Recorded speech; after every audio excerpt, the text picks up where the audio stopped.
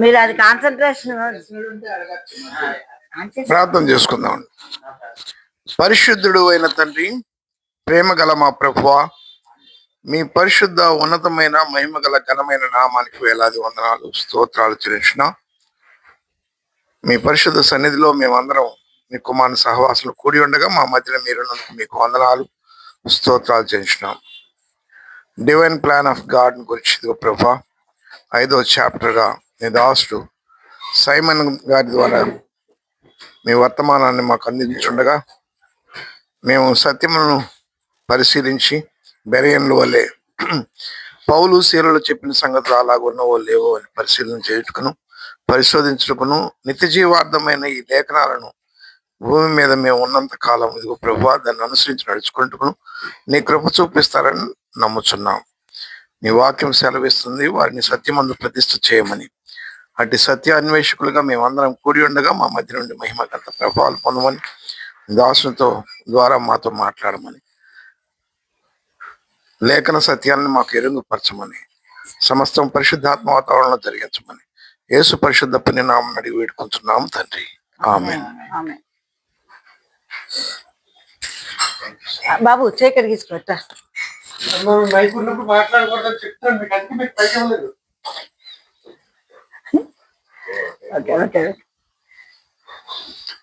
Praise the lord. దేవుని నామమున వచ్చిన మీ అందరికి దేవుని నామమున వందనములు తెలియజేస్తున్నాను. డివైన్ ప్లాన్ ఆఫ్ ఏజెస్ అనేది ఇది పార్ట్ 2. పోయిన వారం మనం పార్ట్ 1 విన్నాము. పార్ట్ 2లో పార్ట్ 1లో యాక్చువల్లీ మొదటి ప్రపంచం ముగింపు వరకు పార్ట్ 1లో విన్నాం. మొదటి ప్రపంచం ఆదాం నుంచి నోవాహు వరకు జరిగింది. ఆ నోవాహు వరకు ఉండినటువంటి ఆ ప్రపంచం జల ప్రళయంలో ముగింపబడింది. ఇప్పుడు పార్ట్ 2 చూద్దాం. పార్ట్ 2లో ఏముందో గమనిద్దాం. చూడండి, పార్ట్ 2లో ఒక ప్లానింగ్ ఉంటుంది, దేవుని ప్రణాళిక.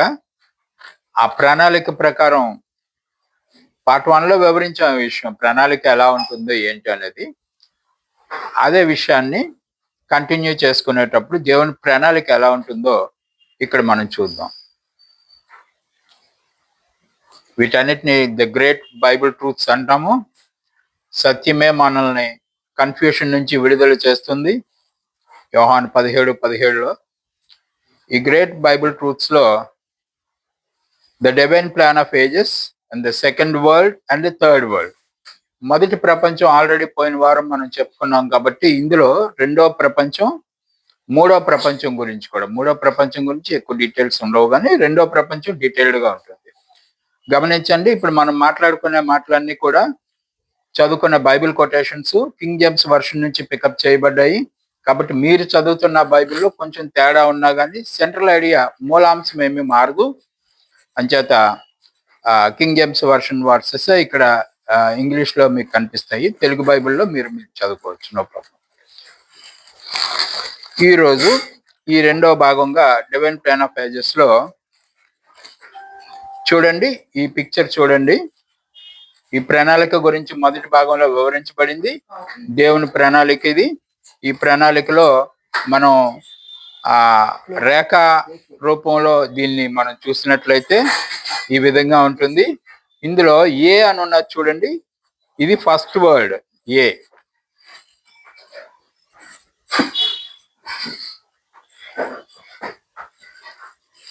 చూడండి, ఈ ఫస్ట్ వర్డ్ ఆల్రెడీ ముగించబడింది. జలప్రలయంలో ఈ వర్డ్ ముగించబడింది. ఇది మీరు ఫోటో కావాలంటే తీసుకోవచ్చు, లేకపోతే పేపర్స్ ఉన్నాయి, ఆ పేపర్స్ కావాలంటే డిస్ట్రిబ్యూట్ చేయండి అందాక ఒక 2. ఇది మొదటి ప్రపంచం. ఈ ఫ్లడ్ తో మధ్యలో ఒక గీత ఉంది చూసారా, ఫ్లడ్ అని రాశారు, FLOD. ఈ ఫ్లడ్ ద్వారా ముగించబడింది. ఈ ఆదాం నుంచి నోవాహు వరకు ఉన్న జనరేషన్ కాస్త ఇక్కడ చనిపోయారు. ఒట్టి 8 మంది మాత్రమే రెండో ప్రపంచంలో ప్రవేశపెట్టబడ్డారు. ఈ 8 మంది ఏంటి, వీళ్ళ పరిస్థితి ఏంది అనేది మనం ఇక్కడ తెలుసుకుందాం. ఓకే,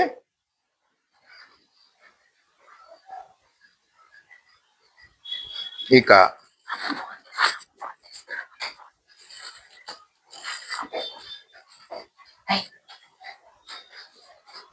ఈ second world began with very day that flood. రెండో ప్రపంచం ఎప్పుడు ప్రారంభం అయింది అంటే మొదటి ప్రపంచం ఎప్పుడు ముగింపబడిందో అప్పుడే రెండో ప్రపంచం ప్రారంభం అవుతుంది.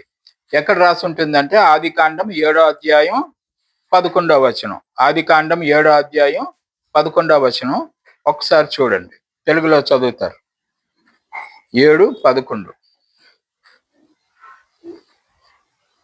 11. నువ్వు చదువమ్మా.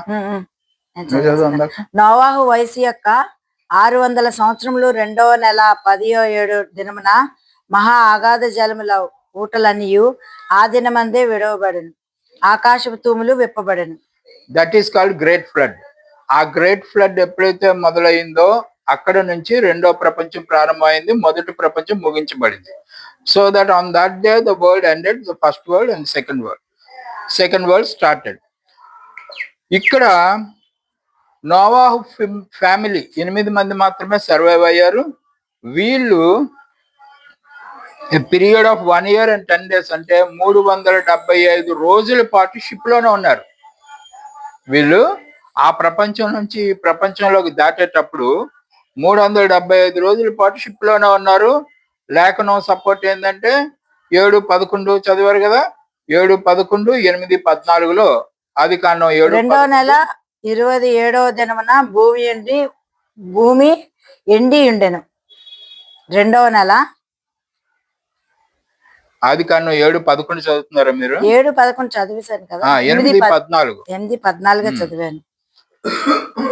2వ నెల 27వ దినమున భూమి ఎండి ఉండెను. కాబట్టి అక్కడ నుంచి అక్కడికి 27 దినముల తర్వాత 375 రోజులు అయ్యింది. కాబట్టి so flood it self is caused by the 40 days. అందులో 40 రోజులు ఈ ఫ్లడ్ జరిగింది. 40 రాత్రులు 40 పగళ్ళు అని మనకి తెలియజేయబడుతుంది. ద ల్యాండ్ బికమ్ డ్రై అంటే వర్షం పడింది, ఫ్లడ్ వచ్చింది 40 రోజులు అయినా కానీ ఈ నీరు ఇంకిపోయి భూమి మీదకి మనుషులు రావడానికి పట్టిన కాలం 370 రోజులు, అంటే మొత్తం ఫ్లడ్ తో కలిపి. అలాగా మనం లెక్క తీసుకోవాలి. కాబట్టి ఈ మూడో ప్రపంచం ఈ విధంగా ప్రారంభమైన మూడో ప్రపంచం 3 భాగాలుగా విభజింపబడింది.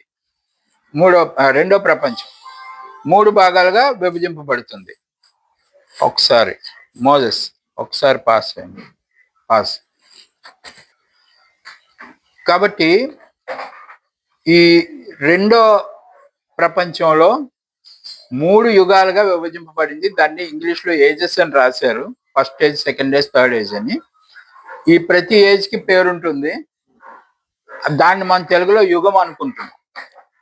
ఆ యుగాల్లో మొదటిది పేట్రియాకిల్ ఏజ్ అంటారు, అంటే పితరుల కాలం. పితరుల కాలం అని చెప్పబడుతుంది. నేను మాటికి ఆ పిక్చర్ దగ్గరికి తీసుకెళ్ళలేను కాబట్టి మీకు పేపర్ ఇచ్చారు చూడండి. మీ పేపర్లో పేట్రియాకిల్ ఏజ్ అని ఉంటుంది. అది పితరుల యుగం, రైట్? ఈ పితరుల యుగంలో ఏమైంది ఏంటి చూద్దాం ఒక్కొక్కటిగా.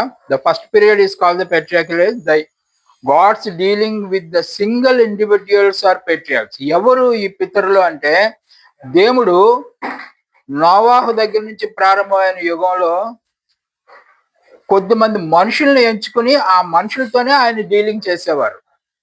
మనుషులతోనే డీల్ చేసేవారు, సమాజంతో కాదు. కొంతమంది వ్యక్తులను ఎంచుకుని ఆ వ్యక్తుల ద్వారానే ఆయన మాట్లాడేవారు అనమాట.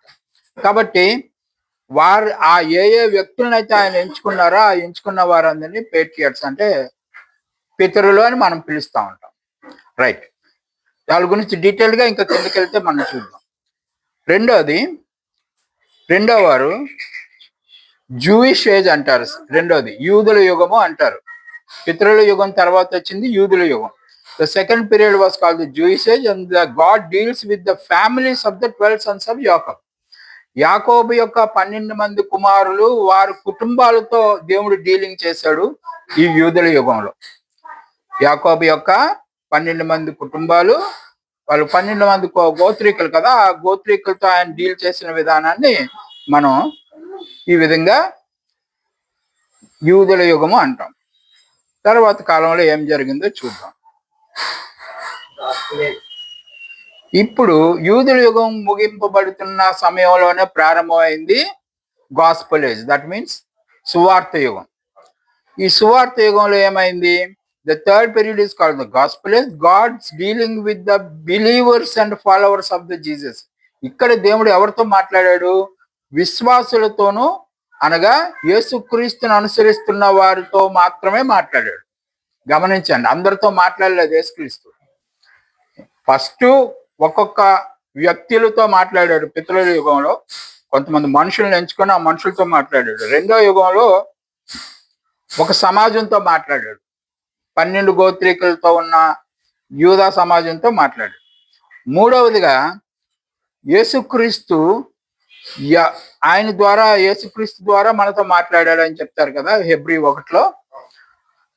ఇక్కడ ఏమవుతుందంటే యేసుక్రీస్తు అనుచరులతో మాత్రమే, యేసుక్రీస్తుని ఎవరు ఫాలో అవుతున్నారో వాళ్ళు గాస్పెల్ ఏజ్ అంటారు, వాళ్ళతో ఈయన ఇక్కడ మాట్లాడాలని తెలియజేయడం జరిగింది. అయితే చెప్పండి సార్. రెండో ప్రపంచం,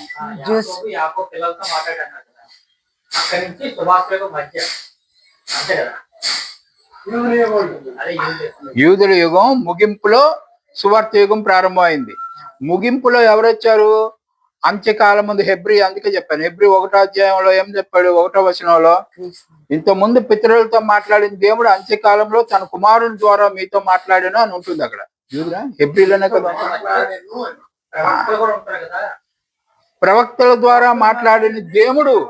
ఒకసారి ఆ హెబ్రీ 1:1 చదవండి, డౌట్ క్లియర్ అవుతుంది. హెబ్రీ 1, అది ఇక్కడ లేదు, వాళ్ళు లెసన్ లో ఇవ్వలేదు, కాకపోతే డౌట్ అడిగాడు కాబట్టి సోదరుడు అది చదువు. హెబ్రీ 1:1.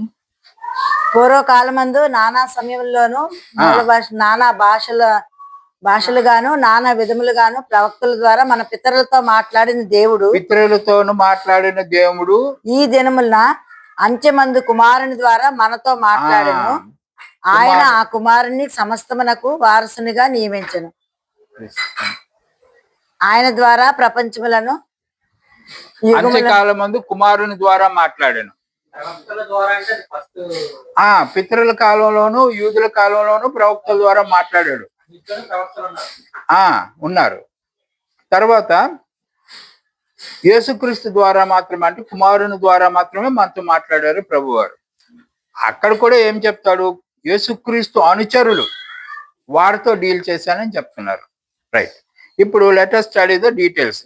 ఇప్పుడు వీళ్ళ గురించి డీటెయిల్డ్ గా మనం చదువుకుందాం. After the end of the flood the ground was dried up and Noah భూమి మీదకి వచ్చినప్పటికీ, భూమి ఆరిన తర్వాత ఆయన భూమి మీదకి దిగాడు. 2 పేతురు 2:5 చూద్దాం ఒకసారి. మరియు ఆయన పూర్వకాలమందున లోకమును విడిచిపెట్టక భక్తిహీనుల సమూహం మీదకి, లోకం మీదకి జల ప్రళయములను రప్పించినప్పుడు నీతిని ప్రకటించిన నోవాహును మరి ఏడుగురిని కాపాడను. నోవాహును 7 అనగా మొత్తం 8 మంది అనమాట. ఇదిగో వాళ్ళని అలా విధంగా కాపాడాడు. దట్ ఈ 8 మంది ప్రపంచంలో, ఇప్పుడు ప్రపంచంలో ఉన్న జనాభా అంతా ఈ 8 మంది నుంచే వచ్చారు యాజ్ పర్ బైబిల్. సో ఈ విషయాన్ని మనం ఎక్కడ క్లియర్ గా చదువుతామంటే ఆదికాండం 9వ అధ్యాయం 18-19 వచనాలు. కోడలో నుండి వచ్చిన నోవాహు కుమారులు షేము, హాము, యాపేతుల వారు. హాము కానానుకు తండ్రి. ఈ ముగ్గురు నోవాహు కుమారులు. వీరి సంతానం భూమి అంతటా వ్యాపించెను. వీరి సంతానము భూమి అంతటా వ్యాపించును అనేది అక్కడ మనం గుర్తుపెట్టుకోవాల్సిన విషయం. అంటే భూమి మీద ఇప్పుడున్న జనాలందరూ కూడా నోవాహు సంతానమై ఉన్నారు యాజ్ పర్ ద బైబిల్. అయితే వీరిలో షేము, హాము, జాపేత్ అనే 3 పేర్లు చెప్పారు కదా. ఇందులో పెద్దవాడు ఎవరై ఉంటారు? షేము, రెండోవాడు హాము, మూడోవాడు అని మనకు అర్థం అవుతుంది. రైట్, ఇప్పుడు చూద్దాం అసలు అది కరెక్టో కాదు, లేఖనాలు పరిశోధిస్తే తెలుస్తుంది. Some order also found like this. చూడండి, 9 ఆదికాండం 9వ అధ్యాయం 18వ వచనం ఒకసారి చదవండి. 9:18. Is this the order?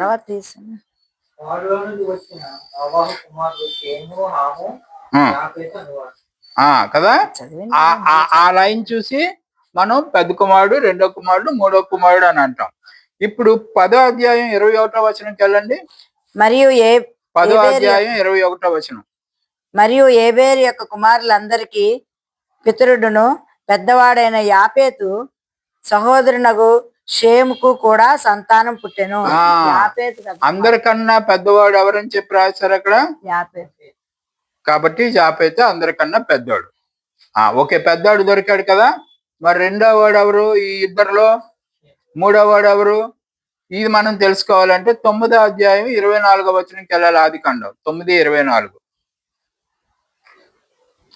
అప్పుడు నోవాహు మత్తు నుండి మేల్కొని తన చిన్న కుమారుడు చేసిన దానికి తెలుసుకొని కనాను శపింపబడిన వాడే తన సహోదరులకు దాసుడునగు నానెను కదా. చిన్న కుమారుడు ఒక తప్పు చేశాడు. పెద్ద కుమారుడు ఎవరో మీకు తెలిసిపోయింది కాబట్టి ఇద్దరిలో చిన్న కుమారుడు ఎవరో తెలియాలి. ఇప్పుడు షేము హ్యామ్లో జాపేతు ఓకే అయిపోయింది. షేమ్ హ్యామ్లో చిన్న కుమారుడు ఎవడా అంటే ఎవరైతే తండ్రి విషయంలో పొరపాటు చేశారో వాడు చిన్న కుమారుడు అని నోవాహు చెప్తున్నాడు. ఎవరు చేశారు తెలుసా? హామ్ చేశాడు. హామ్ చిన్న కుమారుడు, జాపేతు పెద్ద కుమారుడు అయితే ఇప్పుడు మీరు చెప్పుకున్న ఆర్డర్ తప్పిపోయింది కదా. షేమ్ హ్యామ్ జాపేత్ అని చెప్పారు మొదట్లో, ఇప్పుడు తప్పిపోయింది. జాపేత్ పెద్దవాడు అయిపోయాడు, హ్యామ్ చిన్నోడు అయ్యాడు. అప్పుడు షేమ్ మధ్యలో ఉంటాడు. ఆర్డర్ తప్పింది కదా. ఒకసారి చూద్దాం. ఆదికాండం 5:32. నోవాహు 500 ఏండ్లు గలవాడే షేమును హామును యాపేతును కనెను. మళ్ళీ ఇలా రివర్స్. ఓకే, ఆర్డర్ స్క్రాంబుల్ అయింది ఇక్కడ తెలుసుకోండి. తర్వాత కాబట్టి ఇప్పుడు వీళ్ళ సంతానమే ప్రపంచం అంతా విస్తరింపబడి ఉన్నది. కాబట్టి నోవా సంతానం జాపేతు, హాము, షేము, యాపేతు, షేము, హ్యామ్. ఆర్డర్ మారింది కదా. ఆ మారిన ఆర్డర్ గుర్తుంచుకోండి. కాబట్టి ఇప్పుడు జాపేత్ సంతానం ఎక్కడికి వెళ్ళారో చూద్దాం. Study of the race come at 9:27. ఆదికాండం 9:27. దేవుడు యాపేతును విశాలపరిచిన అతడు షేము గుడారములో నివసించు అతనికి కనాను దాసులకు అనెను. జాపేతు గుడారాల్లో నివసిస్తున్నాడంట. జాపేతు గుడారాల్లో నివసిస్తున్నాడు. గుడారాల్లో. ఎవరు గుడారు? షేమ్ గుడారాల్లో జాపేతు దేవుడు యాపేతును విశాలపరిచెను, అతడు షేము గుడారంలో నివసించును, అతనికి కానాను దాసుడగును. కానాను వాళ్ళు దాసులు అవుతారు. వీళ్ళెవరు, ఎందుకు వీళ్ళు ఇలా చేస్తున్నారు అంటే ఇప్పుడు వాళ్ళు ఏ ఏ దేశాల్లో సెటిల్ అయ్యారు జాపేతు వాళ్ళు అనేది మనం తెలుసుకోవాలంటే వాళ్ళకి రూలర్షిప్, అధికారం పగ్గాలు చేత పట్టే కెపాసిటీ ఉండేదంట వాళ్ళకి. కాబట్టి వాళ్ళు డామినేటింగ్ పీపుల్, ఇతరుల మీద డామినేషన్ చేసి అధికారాన్ని చేజిక్కించుకునే మనుషులై ఉంటారు. వీళ్ళు ఎవరు అనేది మనం ఆలోచిస్తే వీళ్ళని జాపేత్ సంతానం వైట్ స్కిన్ కలిగి ఉంటారంట. తెల్లని చర్మం కలిగి ఉంటారు. వైట్ స్కిన్ వాళ్ళు అంటే యూరోపియన్స్ వైట్ స్కిన్ కలిగి ఉంటారు. మనకి ప్రపంచంలో ఎక్కువ మంది యూరోపియన్స్ వైట్ గా ఉంటారు. వీళ్ళని కాకేసియన్ అని కూడా అంటారు. కాకేసియన్ రేస్ అంటారు, అంటే వైట్ స్కిన్ పీపుల్ అన్నమాట. ఈ వైట్ స్కిన్ పీపుల్ కి అధికారం చేయడం, అహంకారంగా ఉండడం, ఇవన్నీ వాళ్ళకి కొన్ని లక్షణాలు ఉంటాయి. మనం చూద్దాం వాళ్ళు ఆ లక్షణాల వల్ల వాళ్ళు ఏం చేస్తున్నారు. Thus it was Japheth became the father of the white race. Japheth became the father of the white race. తెల్లని చర్మం గలవారందరికీ ఇతనే పితరుడు. Settled first in Europe and spread the north and south America. ఉత్తర అమెరికా, దక్షిణ అమెరికాలో వీళ్ళే spread అయి ఉన్నారట యూరోపియన్స్. ఈ యూరోపియన్స్ అంతా జాపేత్ సంతానము as per the Bible. Most of the kings of the earth have been of this race is called the today's leaders of business, politics, sports. Business లోను, politics లోను, sports లోను ఈ రోజుకి సైతం ఈ వైట్ స్కిన్ ఉన్న వాళ్ళు ఆధిపత్యం చెలాయిస్తున్నారు ప్రపంచం అంతా. కాబట్టి ప్రపంచం అంతా most of the world was in there control, వాళ్ళ స్వాధీనంలోనే ఉండింది. గడిచిన కాలంలో మనం చెప్పుకుంటున్న 4 రాజ్యాలు, మీడియో పర్షియన్ రాజ్యం కానీ, బబులోనియన్ రాజ్యం, అట్లా మాట్లాడుకుంటాం.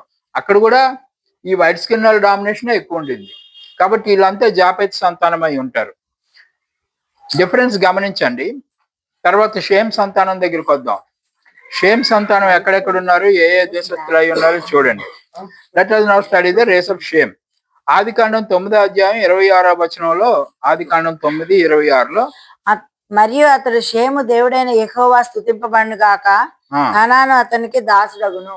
కనాను దాసుడు అయ్యేది లేని తర్వాత చూద్దాం.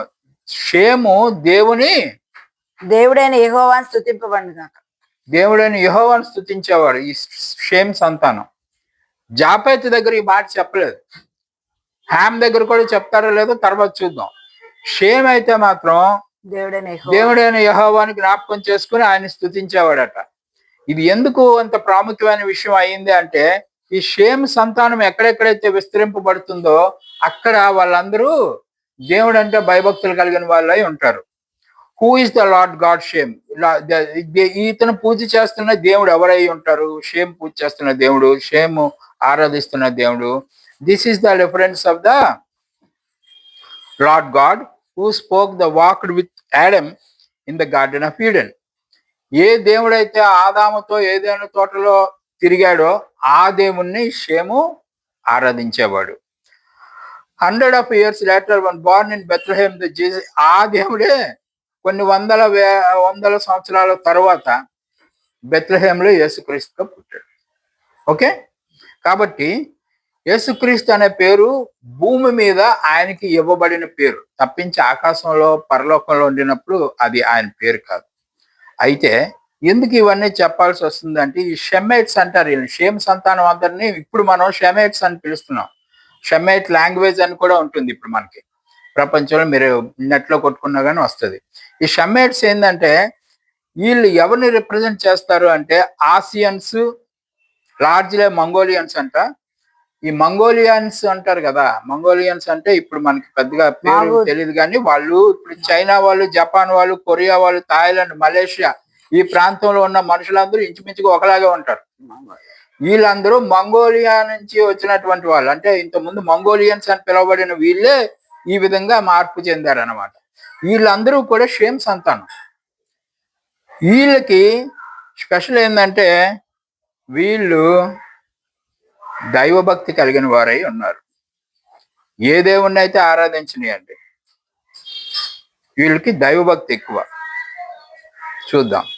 వీళ్ళే కాదు, ఇప్పుడు నేను చెప్పిన దేశాలే కాక బర్మా, ఇప్పుడు మయన్మార్ అని పిలుస్తున్నారు, Burma, Indonesia, Singapore, Philippines, in other places also. ఈ దేశాల్లో ఉన్న వాళ్ళందరూ షేమ్ సంతానం. జాపేత్ గురించి తెలుసుకున్నారు. నెక్స్ట్ షేమ్ గురించి తెలుసుకునేటప్పుడు ఈ దేశాలను గుర్తుపెట్టుకోండి. ఈ మనుషులందరూ ఆల్మోస్ట్ ఆల్ ఒకలాగా కనిపిస్తూ ఉంటారు. These people are religious people by nature, the peaceful people. వీళ్ళు శాంతి కాముకులు, ఎందుకంటే వీళ్ళందరికీ దేవుడు అంటే భయభక్తులు ఎక్కువ కాబట్టి వీళ్ళు శాంతినే కోరుకుంటారు. హూ సీక్ ఆఫ్టర్ గాడ్, దేవుణ్ణి ఎతుకుతా ఉంటారు. Imagine if China, India and Japhethites had ruling spirit of dominion. ఇంతే కాక చైనాలోను భారతదేశంలోనూ ఉండేటువంటి ఈ జాపేత్ సంతానం వీళ్ళు రూలర్స్ గా ఉన్నారు, అధికారం చేసే వాళ్ళుగా ఉన్నారు. జాపేత్ గురించి మాట్లాడుతున్నాడు, షేమ్ గురించి కాదు. గమనించండి, ఈ రెండు దేశాల్లో ఉన్నవాళ్ళు. అయితే seen all the religion is originated in Asia. కాబట్టి ఈ మత సంబంధమైన ఆధిపత్యం అంతా కూడా ఆసియన్ కంట్రీస్ గా వచ్చింది. ఈ ఆసియా కంట్రీస్ లో చూడండి ఎన్ని మతాలు ఉన్నాయి అప్రాక్సిమేట్ గా. పెద్ద పెద్ద మతాలే, చిన్న మతాలు చెప్పట్లేదు. జూడిజం, యూదా మతం ఉంది, బుద్ధిజం ఉంది, హిందూయిజం ఉంది, జైనిజం ఉంది, క్రిస్టియానిటీ ఉంది, షింటోయిజం ఉంది, టాయిజం, ఇవన్నీ చైనాలో ఉంటాయి. కన్ఫ్యూషనిజం ఉంది, ఇస్లాం ఉంది. ఇన్ని మతాలు ఇక్కడే ఉన్నాయి. జాపేత్ సంతానంలో మనకు కనబడవు, ఇంకా కిందకు కూడా కనబడవు. ఓన్లీ షేమ్ సంతానంలోనే ఉంటాయి ఇవన్నీ. షేమ్ సంతానం రిలీజియస్లీ టాప్ అనమాట. వీళ్ళు ఏదేమి కాలక్రమంలో మొట్టమొదటి షేమ్ ఆరాధించింది దేవుణ్ణి అయ్యి ఉండొచ్చు, నిజమైన దేవుణ్ణి అయ్యి ఉండొచ్చు, కానీ కాలక్రమంలో వాళ్ళు మార్పులు చెందారు. కానీ దేవుడు అంటే మాత్రం భక్తి ఉంది వీళ్ళకి. ఆ దేవుణ్ణి ఆరాధిస్తున్నాం అనేది పాయింట్ కాదు, కానీ దేవుడు అంటే భయభక్తులనే. But coming of the nation of India which is the Asia is most latest seen in they purely Shemites. వీళ్ళు భారతదేశంలో ఉన్న వాళ్ళందరినీ షమ్మేట్స్ అని అంటారు. ఇద్దరు కొడుకులు అయిపోయారు, హామ్. First second. హ్యామ్ ఆఖరి కొడుకు గురించి చూద్దాం. ఫస్ట్ లాస్ట్ మనకి రికార్డులో ఉంటారు కాబట్టి మిగిలిపోయిన వాడు మధ్యస్థంలో ఉంటాడు కాబట్టి షేమ్. మనం అందరం షేమ్ కుమారులమై ఉన్నాం భారతదేశంలో. Regarding Noah's youngest son we see something very strange. ఇతడు కొంచెం ఎందుకు ఈ విధంగా కొంచెం స్పెషల్ మిగతా వాళ్ళకన్నా హ్యామ్ ఎందుకు స్పెషల్ చూద్దాం. ఆది కాండం 9వ అధ్యాయం 21 వచనాలు. నోవాహు వ్యవసాయం చేయనారంభించి ద్రాక్ష తోట వేసెను. పిమ్మట ద్రాక్షరసము త్రాగి మత్తుడై తన గుడారంలో వస్త్రహీనుడుగా ఉండెను. ఏమైంది ఇక్కడ అంటే ద్రాక్ష తోట ఈ మొదటి ప్రపంచం నుంచి రెండో ప్రపంచానికి ట్రాన్స్ఫర్ అయ్యారు వీళ్ళందరూ. సంవత్సరం అయిన తర్వాత భూమి మీదకి వచ్చారు. భూమి మీదకి వచ్చిన తర్వాత మొదటి ప్రపంచంలో వీళ్ళు ఏం చేసేవాళ్ళు అదే మళ్ళీ ఇక్కడ కూడా చేస్తున్నారు. అంటే ద్రాక్ష తోటలు నాటుకోవడం, ద్రాక్ష పళ్ళు పండించుకోవడం, వాటిని పిండి రసం తీసి బ్యారెల్స్ లో దాచుకుని అవి వాళ్ళ కాలం అంతా వాడుకోవడం, మళ్ళీ అయిపోయిన మళ్ళీ పంట వచ్చే వరకు అలా వాడుకునేవారు. అది మొదటి ప్రపంచంలో వీళ్ళు చేసిన పని. రెండో ప్రపంచంలోకి వచ్చిన తర్వాత కూడా నోవాహు అదే పని చేశాడు. చేసి బ్యారెల్స్ లో దాచిపెట్టుకొని అది ఆ టైం వచ్చింది, తాగాల్సిన టైం వచ్చింది, ఆయన తాగాడు. తాగిన తర్వాత ఏమైందంటే ఈయన మత్తుడు అయిపోయాడు. అంతకుముందు మత్తుడు అయ్యేవాడు కాదు, ద్రాక్షరసం తాగినా కానీ మత్తుడు అయ్యేవాడు కాదు. ఇప్పుడు మత్తుడు అయిపోయాడంట. ఎందుకు మత్తుడు అయిపోయాడు నోవాహుకే తెలియదు అలాగే ఎందుకు అయిందంటే ప్రాచీన కాలంలో వాళ్ళు ద్రాక్ష పళ్ళు పండించినప్పుడు ఫ్లడ్కి ముందు, ఫ్లడ్ పాఠం విన్నారు కదా, భూమి చుట్టూరుగా వాటర్ రింగ్స్ ఉండేవి, వాటర్ కెనాపీస్ అన్నాం. ఆ వాటర్ కెనాపీస్ ఉండడం వలన భూమి మీదకి సన్ డైరెక్ట్ లైటింగ్ కానీ వేడి కానీ డైరెక్ట్ గా వచ్చేది కాదు. ఆ లైటింగ్ రాలేనప్పుడు అన్ని సక్రమంగా అన్ని సేఫ్ గా ఉండినవి. అయితే ఇప్పుడు వాటర్ కెనాపీస్ బ్రేక్ పడిపోయాయి భూమి మీద, అక్కడ ఏం లేవు. కాబట్టి సన్ డైరెక్ట్ గా తన వేడిని భూమి మీదకి పంపిస్తున్నాడు. అలా పంపించినప్పుడు ఏమైంది, వీళ్ళు ద్రాక్షరసం తీసి పెట్టారు కదా, ఈ ద్రాక్షరసం కాస్త పులిసిపోయింది. మనవాడికి అది అలా జరుగుతుందని కూడా తెలియదు, ఫర్మెంటేషన్ అంటారు. అలా పులిసిపోవడం వలన అది ఆల్కహాల్ అయిపోయింది. ద్రాక్షరసం కాస్త ఆల్కహాల్ అయిపోయింది. ఇది ఇలా ఆల్కహాల్ అవుతుంది, ఇది ఇంత మత్తు తీసుకొస్తుంది అనే విషయం నోవాహుకు తెలియదు. మామూలుగా తాగేశాడు, అంత ముందు తాగినట్టే తాగాడు, మత్తెక్కిపోయి పడిపోయాడు. ఎంత మత్తెక్కిపోయి పడిపోయాడంటే వీళ్ళు వర్ణించేది తన శరీరం ఏం జరుగుతుందో తెలుసు కానీ చేతులు కాళ్ళు కదిలించలేని స్థితిలో ఉన్నాడు అనమాట. ఏం జరుగుతుందో తెలుస్తుంది కానీ దానికి రియాక్ట్ అవ్వలేని పరిస్థితి ఉంది. చేతులు కాళ్ళు అన్ని పని చేయలేని స్థితిలో మత్తుడైపోయి ఉన్నాడు. కాబట్టి ఈ పరిస్థితిని ఇక్కడ అంతా వివరించారు, నేను డైరెక్ట్ గా చెప్పాను. So Noah did not know what had no idea. అసలు అలా జరుగుతుందని కూడా నోవాహుకు తెలియలేదు. పాపం ఎంత భయంకరమైన స్థితిలో ఉన్నాడంటే నోవాహుకు బట్టలు ఊడిపోయినా ఆ బట్టలకు తిరిగి కట్టుకోలేని స్థితి, కట్టుకోలేని మత్తెక్కిపోయి పడిపోవడం కాదు, కట్టుకోలేని స్థితిలో ఉన్నాడు. చేతుల కాళ్ళు ఇది అంతా ఇది ఒక యూనిక్ ఎక్స్పీరియన్స్ అనమాట నోవాహుకి. ఎందుకు ఇంత పర్టికులర్ గా ఈ విషయాలే మనం చెప్పుకోవాల్సి వస్తుందో తర్వాత పేజీలో మీకు బోధపడుతుంది. అయితే చూద్దాం. 7:11 ఇది ఇలాగా నోవాహు మత్తుడైపోయాడు. 9:22 చూడండి ఒకసారి. ఆది కాండం 9:22. అప్పుడు కానానుకు తండ్రి అయిన హాము తన తండ్రి వస్త్రహీనుడై ఉండుట చూచి బయటనున్న తన ఇద్దరు సహోదరులకు ఆ సంగతి తెలిపెను. చూసారా, ఇతన్ని ఈ కండిషన్ లో చూసి వాళ్ళ అన్నదమ్ములకు చెప్పాడంట. వాళ్ళు వచ్చి ఏం చేశారో, మీరు అందరూ క్రైస్తవులే కాబట్టి సీనియర్ క్రైస్తవులు మీకు తెలుసు, వాళ్ళు దుప్పటి కప్పుతారు. అదంతా మీకు జరిగింది. అయితే అప్పుడు షేము ఏమి 23వ వచనం చూడమ్మా ఒకసారి. అప్పుడు షేమును యాపేతును వస్త్రం ఒకటి తీసుకొని తమ ఇద్దరు భుజముల మీద వేసుకొని వెనుకకు నడిచి వెళ్లి తమ తండ్రి దిశమలను కప్పిరి. వారి ముఖములు వెనుక తట్టు ఉండుట వలన తమ తండ్రి దిశమలను చూడలేదు కదా. ఇది జరిగిన విషయం. ఏముంది ఇందులో, ఎవరైనా చేస్తారు కదా అని మనం అనుకోవచ్చు. ఒకసారి ఆదికాండం 9:24-25 వెళ్దాం. అప్పుడు నోవాహు మత్తు నుండి మేల్కొని తన చిన్న కుమారుని చేసిన దాన్ని తెలుసుకొని కనాను శపింపబడిన వాడై తన సహోదరులకు దాసుడుగా అగును అనెను. కానాను ఎవరు? హామ్ కాదు, కానాను హామ్ కొడుకు. అంటే కొడుకు తప్పు చేస్తే మనవన్ని శపించాడు మనోడు. అది ఎందుకు అలా జరిగింది అనేది ప్రశ్న. ఇప్పుడు కొడుకు తప్పు చేస్తే కొడుకుని కదా శపించాలి, మనవన్ని ఎలా శపిస్తాడు? అసలు ఏం జరిగింది అక్కడ? ఎవరైనా చేసే పనే కదా. నాన్నగారు బట్టలు ఊడిపోయి ఉన్నాయి, వేరే కొడుకులు చెప్పాడు, కొడుకులు వెళ్ళి దుప్పటి కప్పేసి వచ్చారు. అందులో తప్పే ఉంది అని మనకు చాలా అనిపిస్తుంది. దీని గురించి చాలా స్టోరీలు ఉన్నాయి. ఇప్పుడు మనం అంటే మన బైబిల్కి సరిపోయినట్టుగా ఇందులో ఉన్న లేఖనాలకు అనుకూలంగా ఉండే ఒక మాట చెప్పుకుందాం. కానాన్ అనేటువంటి వాడు ఎందుకు శపించబడ్డాడో తెలుస్తుంది. ఇక్కడ 6వ అధ్యాయం 5వ వచనం చూద్దాం ఒకసారి.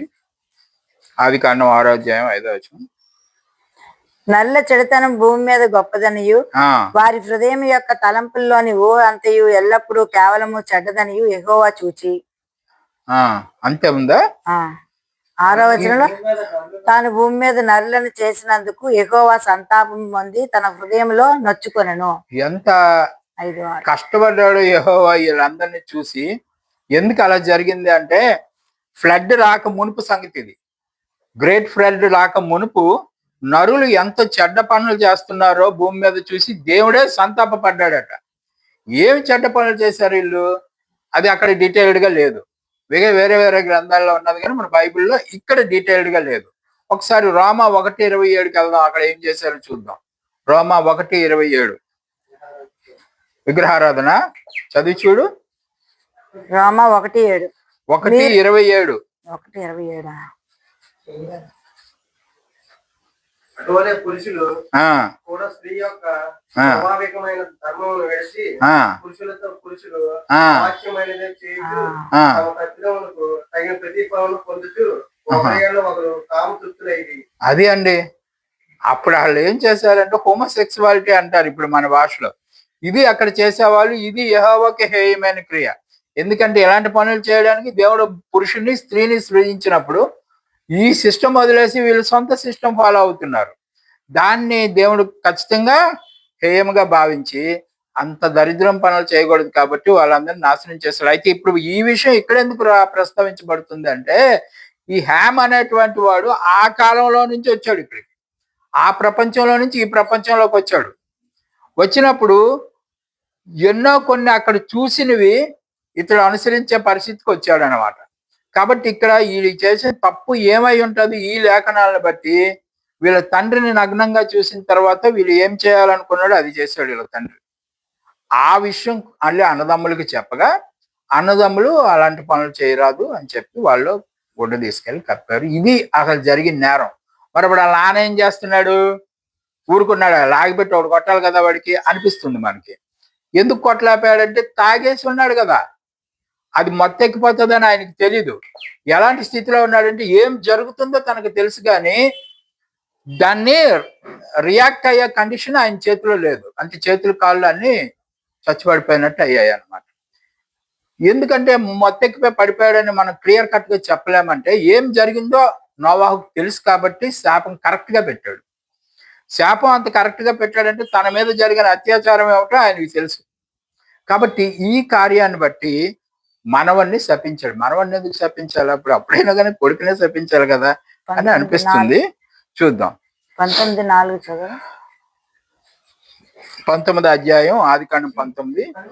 వారు పండుకొనక కూడా హోమోసెక్సువాలిటీ ముందు ఆ పట్టణస్థులు అనగా సొదొమ మనుషులు బాలులను వృద్ధులను ప్రజలందరూ నలుదిక్కుల నుండి కూడి వచ్చి ఆ ఇల్లు చుట్టువేసి లోతును పిలిచి, ఈ రాత్రి నీ యొద్దకు వచ్చిన మనుషులు ఎక్కడా? మేము వారిని కూడినట్లు మా యొద్దకు వారిని వెలుపలికి తీసుకొని రమ్మని అతనితో చెప్పగా. కాబట్టి ఇలాంటి కార్యాలు ఎవరు చేస్తున్నారంటే హ్యామ్ సంతానం, వాడి దగ్గర నుంచి వచ్చింది అది సిస్టము. హ్యామ్కి ఈ అలవాట్లు ఆ ముందును చూశాడు కాబట్టి, ముందు లోకంలో చూశాడు కాబట్టి తర్వాత లోకంలో ఇలా జరిగిందని మనం నమ్మడానికి ఆస్కారం ఉంది.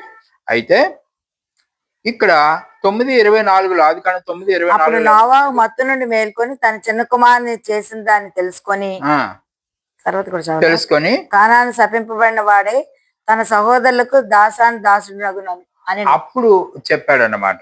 ఒకసారి 22 చూడండి. 22 అక్కడే 9:22. చూస్తున్నాను. అప్పుడు కనానుకు తండ్రి అయిన అబ్రాము తన తండ్రి వస్త్రహీనుడై ఉన్నట్టు చూచి బయటనున్న తన ఇద్దరు సహోదరులకు ఆ సంగతి తెలిపాను. చెప్పాడు కదా. అంటే చెప్తే వాళ్ళు ఏం చేశారో చేశారు. 10:19 ఆదికాండం 10:19. ఇవి ఆ సొదొమ గొమొర్రా అనే ప్రాంతాలకి ఉన్న పూర్వం పేరు అనమాట. కనానీయుల సరిహద్దు సీదోను నుండి గెరారాకు వెళ్ళు మార్గంలో గాజా వరకును, సొదొమ గొమొర్రా అద్మా సెబోయిములకు వెళ్ళు మార్గంలో లాషా వరకు ఉన్నది. కాబట్టి వాళ్ళ సరిహద్దులు ఎక్కడున్నాయి? సొదొమ గొమొర్రా దగ్గర సరిహద్దులు ఉన్నాయి. కాబట్టి ఆ లింక్ ఉంది వాళ్ళకి. కాబట్టి అక్కడ ఎవరున్నారు? కనానీయులు ఉన్నారు. సో కనానీయులకి ఇది ఒక అలవాటు అయిపోయింది అనమాట. సో కనానీయుల్ని అందుకనే శపించాడు దేవుడు. అంటే దేవుడు అంటే నోవాహు ద్వారా దేవుడు శపించారు వాళ్ళని. కాబట్టి ఈ దరిద్ర పనులన్నీ కూడా కనానీయులు చేస్తూ వచ్చారు. అందుకని వాళ్ళు శపించబడ్డారు. ఏమని శపించబడ్డారు అంటే వీళ్ళని నిగ్రోయిడ్ అంటారట కనానీయుల్ని. వాళ్ళు నిగ్రోస్ అయి ఉంటారు. ఆఫ్రికా దేశంలో ఇప్పటికీ మనకు కనిపిస్తున్నారు. ఇదిగో ఇక్కడ సింబల్ కూడా, ఫోటో కూడా వచ్చింది. వీళ్ళు ఫిజికల్ గా అందరికన్నా డిఫరెంట్ గా ఉంటారు. ప్రపంచంలో ఉన్న మిగతా వాళ్ళకన్నా వీళ్ళు చాలా డిఫరెంట్ గా ఉంటారు. వీళ్ళు ఎలా ఉంటారు? చాలా హైట్ ఉంటారు, చాలా బలంగా ఉంటారు, పెద్ద ముక్కులు ఉంటాయి, పెద్ద పెదాలు ఉంటాయి. ఇవన్నీ కూడా వాళ్ళ లక్షణాలు. ఎందుకు ఈ విధంగా ఫిజికల్ అపియరెన్స్ చాలా డిఫరెన్స్ గా ఎందుకు ఉంటుంది అంటే వీళ్ళు శపించబడిన సంతానమై ఉన్నారు. శపించబడడం మాత్రమే కాదు, వీళ్ళు వాళ్ళ అన్నదమ్ముల పిల్లలకి బానిసలకు బానిసై ఉన్నారు అని ఉంటుందండి. ఆ శాపంలో బానిసలకు బానిసగా ఉంటారట.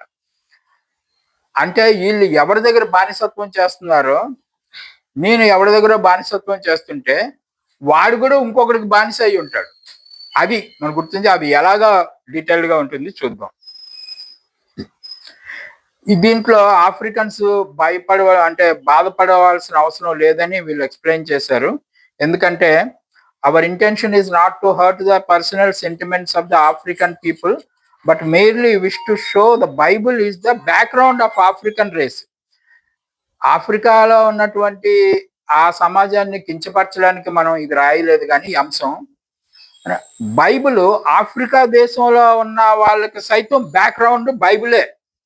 వాళ్ళ చరిత్ర కూడా బైబిల్లో లిఖించబడి ఉన్నది. బైబిల్లో లిఖించబడిన ప్రకారమే వాళ్ళ చరిత్ర నడుస్తూ ఉందని మనం చెప్పుకోవడానికి. ఎందుకంటే నోవాహుకు ఉన్న 3 కొడుకులు కూడా 3 ప్రాంతాల్లో సెటిల్ అయ్యేటప్పుడు వాళ్ళలో ఒక వర్గం వాళ్ళు ఈ ఆఫ్రికన్స్ అయి ఉంటారు. వాళ్ళు ఎందుకు బానిసలు అవ్వాలి? వాళ్ళు దేవుడి పిల్లలు కాదా? అలా మాట్లాడే వాళ్ళు అనేక మంది ఉంటారు. కాబట్టి వాళ్ళకి సమాధానమే ఈ ఐడెంటిఫికేషన్. కాబట్టి వీళ్ళ ఐడెంటిటీని ఎందుకు ఇలాగా చేశారు అనేది మనం గమనించాలి. వాళ్ళ పిల్లలు కూడా ఇదిగో కింద రాశారు చూడండి, ఆ ప్రకారం ఉంటారు. Conan is the servant of servants. చూడండి 9:25 ఉంటుంది నేను చెప్పిన పాయింట్. అదే ఉంది. కానాను శపింపబడిన వాడే తన సహోదరులకు దాసులగుదురు. సహోదరు అది తెలుగులో సరిగ్గా క్లారిటీ లేదు. దాసులు అని చెప్తాడు. Servants shall be unto his brethren. Cursed be Canaan, the servant of servants. ఎవరికి దాసుడు అంటే మనం ఎవరి దగ్గర బానిసత్వం చేస్తాం, వాళ్ళు కూడా ఇంకొకరికి బానిసత్వం చేస్తున్నారట. ఈ సర్వెంట్ ఆఫ్ సర్వెంట్స్ అనేది ఏందో కొంచెం కిందకి వెళ్ళాక తెలుసుకుందాం. అయితే పాపం వీళ్ళు ఇక్కడ కూడా ఒక ప్రాముఖ్యమైన విషయం ఉంది, అలర్ట్ గా వినండి. వీళ్ళు ఈ బానిసత్వం నుంచి విడిపింపబడ్డారు. ప్రస్తుతానికి అయితే లేదు. ఎప్పుడు విడిపింపబడ్డారు అంటే 1870లో 18వ శతాబ్దంలో వీళ్ళు విడిపింపబడ్డారట. ఎందుకు విడిపింపబడ్డారు అంటే అప్పుడు అబ్రహాం లివింకన్, డేవిడ్ లివింగ్స్టన్ వీళ్ళు అమెరికాకి అధ్యక్ష హోదాలోకి వచ్చారు. వాళ్ళు వచ్చినప్పుడు వీళ్ళు ఈ నీగ్రోస్ ని బానిసలుగా వాడుకునే సిద్ధాంతానికి మూసేసి వాళ్ళు ఒక చట్టాలు చేసి ఇది ఆపారు అనమాట. కాబట్టి అప్పటి నుంచి మారింది. డేట్ ఎందుకు ఇంపార్టెంట్ అంటే తర్వాత తెలుస్తుంది. మనం డేట్స్ అండ్ టైమ్స్ అనే కాలమానాల్లోకి వెళ్తాం కదా, బైబిల్కి సంబంధించిన క్రొనాలజీలోకి వెళ్ళేటప్పుడు ఈ డేట్లు మళ్ళీ అక్కడ ప్రస్తావనకు వస్తాయి. అంచేత డేట్ గుర్తుపెట్టుకోండి, 1870. రైట్. అప్పటి నుంచి వీళ్ళు బానిసత్వం నుంచి బయటపడ్డారు. ఇప్పుడు చూద్దాం. జాపెత్స్, షమెట్స్, సర్వెంట్స్ ఆర్ స్లేవ్స్. నీ సహోదరులకి నీవు బానిసగా ఉంటావని కదా నోవహు శపించాడు. సహోదరులకు బానిసగా ఉంటావంటే వీళ్ళ సహోదరులు ఎవరు? జాపెతు, షేము. హ్యామ్ సంతానం ఇప్పుడు బానిసలు అయ్యారు. వీళ్ళు ఎవరికి బానిసలు? ఈ జాపెతు సంతానము, షమేట్ సంతానం ఎవరికి బానిసలు? వాళ్ళు ఎవరికి బానిసలు కాదు కదా న్యాచురల్ గా. మనం బానిసలు అని చెప్తాడు ఎందుకు? ఎవరికి బానిసలో చూద్దాం. రోమా 6:16 చూద్దాం. లోబడుటకు దేవునికి మిమ్మల్ని మీరు దాసులుగా అప్పగించుకొందురో అది చావు నిమిత్తముగా పాపమునకే గాని నీతి నిమిత్తముగా విధేయతకే గాని దేనికి మీరు లోబడుదురో దానికే దాసులగుదురని మీరు ఎరుగరా? దేనికి మీరు లోబడుదురో దానికే మీరు దాసులగుదురు అని మొదటి చెప్పాడు ఈయన యేసు ప్రభు వారు. దేనికి మీరు దాసులగుదురో దానికే, దేనికి లోబడతారో దానికే దాసులు అవుతారు. ఇప్పుడు ఈ రెండు సంతానాలు దేనికి లోబడి ఉన్నారు? పాపానికి లోబడి ఉన్నారు. వాళ్ళు పాపం చేయకుండా ఆగలేరు. కాబట్టి వీళ్ళందరూ పాపానికి బానిసలై ఉన్నారు. వీళ్ళు బానిసలే. ఎవరికి బానిసలు అంటే పాపానికి బానిసలై ఉన్నారు. మళ్ళీ చదవండి, ఇప్పుడు మళ్ళీ అర్థం అవుతుంది ఇప్పుడు క్లియర్ గా. లోబడుటకు దేనికి మిమ్మల్ని మీరు దాసులుగా అప్పగించుకొందురో అది చావు నిమిత్తముగా పాపమునకే గాని నీతి నిమిత్తముగా విధేయతకే గాని దేనికి మీరు లోబడుదురో దానికే దాసులగుదురని మీరు ఎరుగరా? నీతికి విధేయులై ఉంటారా, పాపానికి విధేయులై ఉంటారా? మీరు దేనికి లోబడి మిమ్మల్ని మీరు దాసులుగా అప్పగించుకుంటారో అది చావు కోసం, పాపానికైనా నీతి కోసం, విధేయతకైనా దేనికి లోబడతారో దానికి దాసులు అవుతారని మీకు తెలియదా? అది క్లియర్ గా అర్థమైంది కదా. వేరే ట్రాన్స్లేషన్ లో బాగానే ఉంది. కాబట్టి మనుషులందరూ వాళ్ళు తప్పులు చేసి పాపానికి లోబడి ఉన్నారు. కాబట్టి మనమంతా కూడా పాపానికి బానిసలమై ఉన్నాం. ఆ విషయమే ఇక్కడ చెప్తారు అన్నమాట. బానిసలకు బానిసగా ఉంటావు నువ్వు అని ఈ హ్యామ్ సంతానానికి శపించినప్పుడు, కానాన్ని శపించినప్పుడు వాళ్ళ సహోదరులకి బానిసగా ఉంటాడు అన్నమాట. సహోదరులు దేనికి బానిసలు? పాపానికి బానిసలు అయి ఉన్నారు. సో సహోదరులను విడిపించాలన్నా ఇప్పుడు ఎవరైతే అబ్రహాం లింకన్ విడిపించాడని అనుకుందాం. ఎవరిని? ఈ హ్యామ్ సంతానాన్ని, హ్యామ్ సంతానాన్ని, కానానీట్స్ ని విడిపించారు అనుకుందాం. మరి మిగతా వాళ్ళని ఎవరు విడిపిస్తారు? యేసు ప్రభువే కదా విడిపించాడు మనందరినీ పాపం నుంచి. కాబట్టి ఈ విషయాన్ని మనం గుర్తించాలి. The whole world is the servants of sin. Canaan become the servants of sin.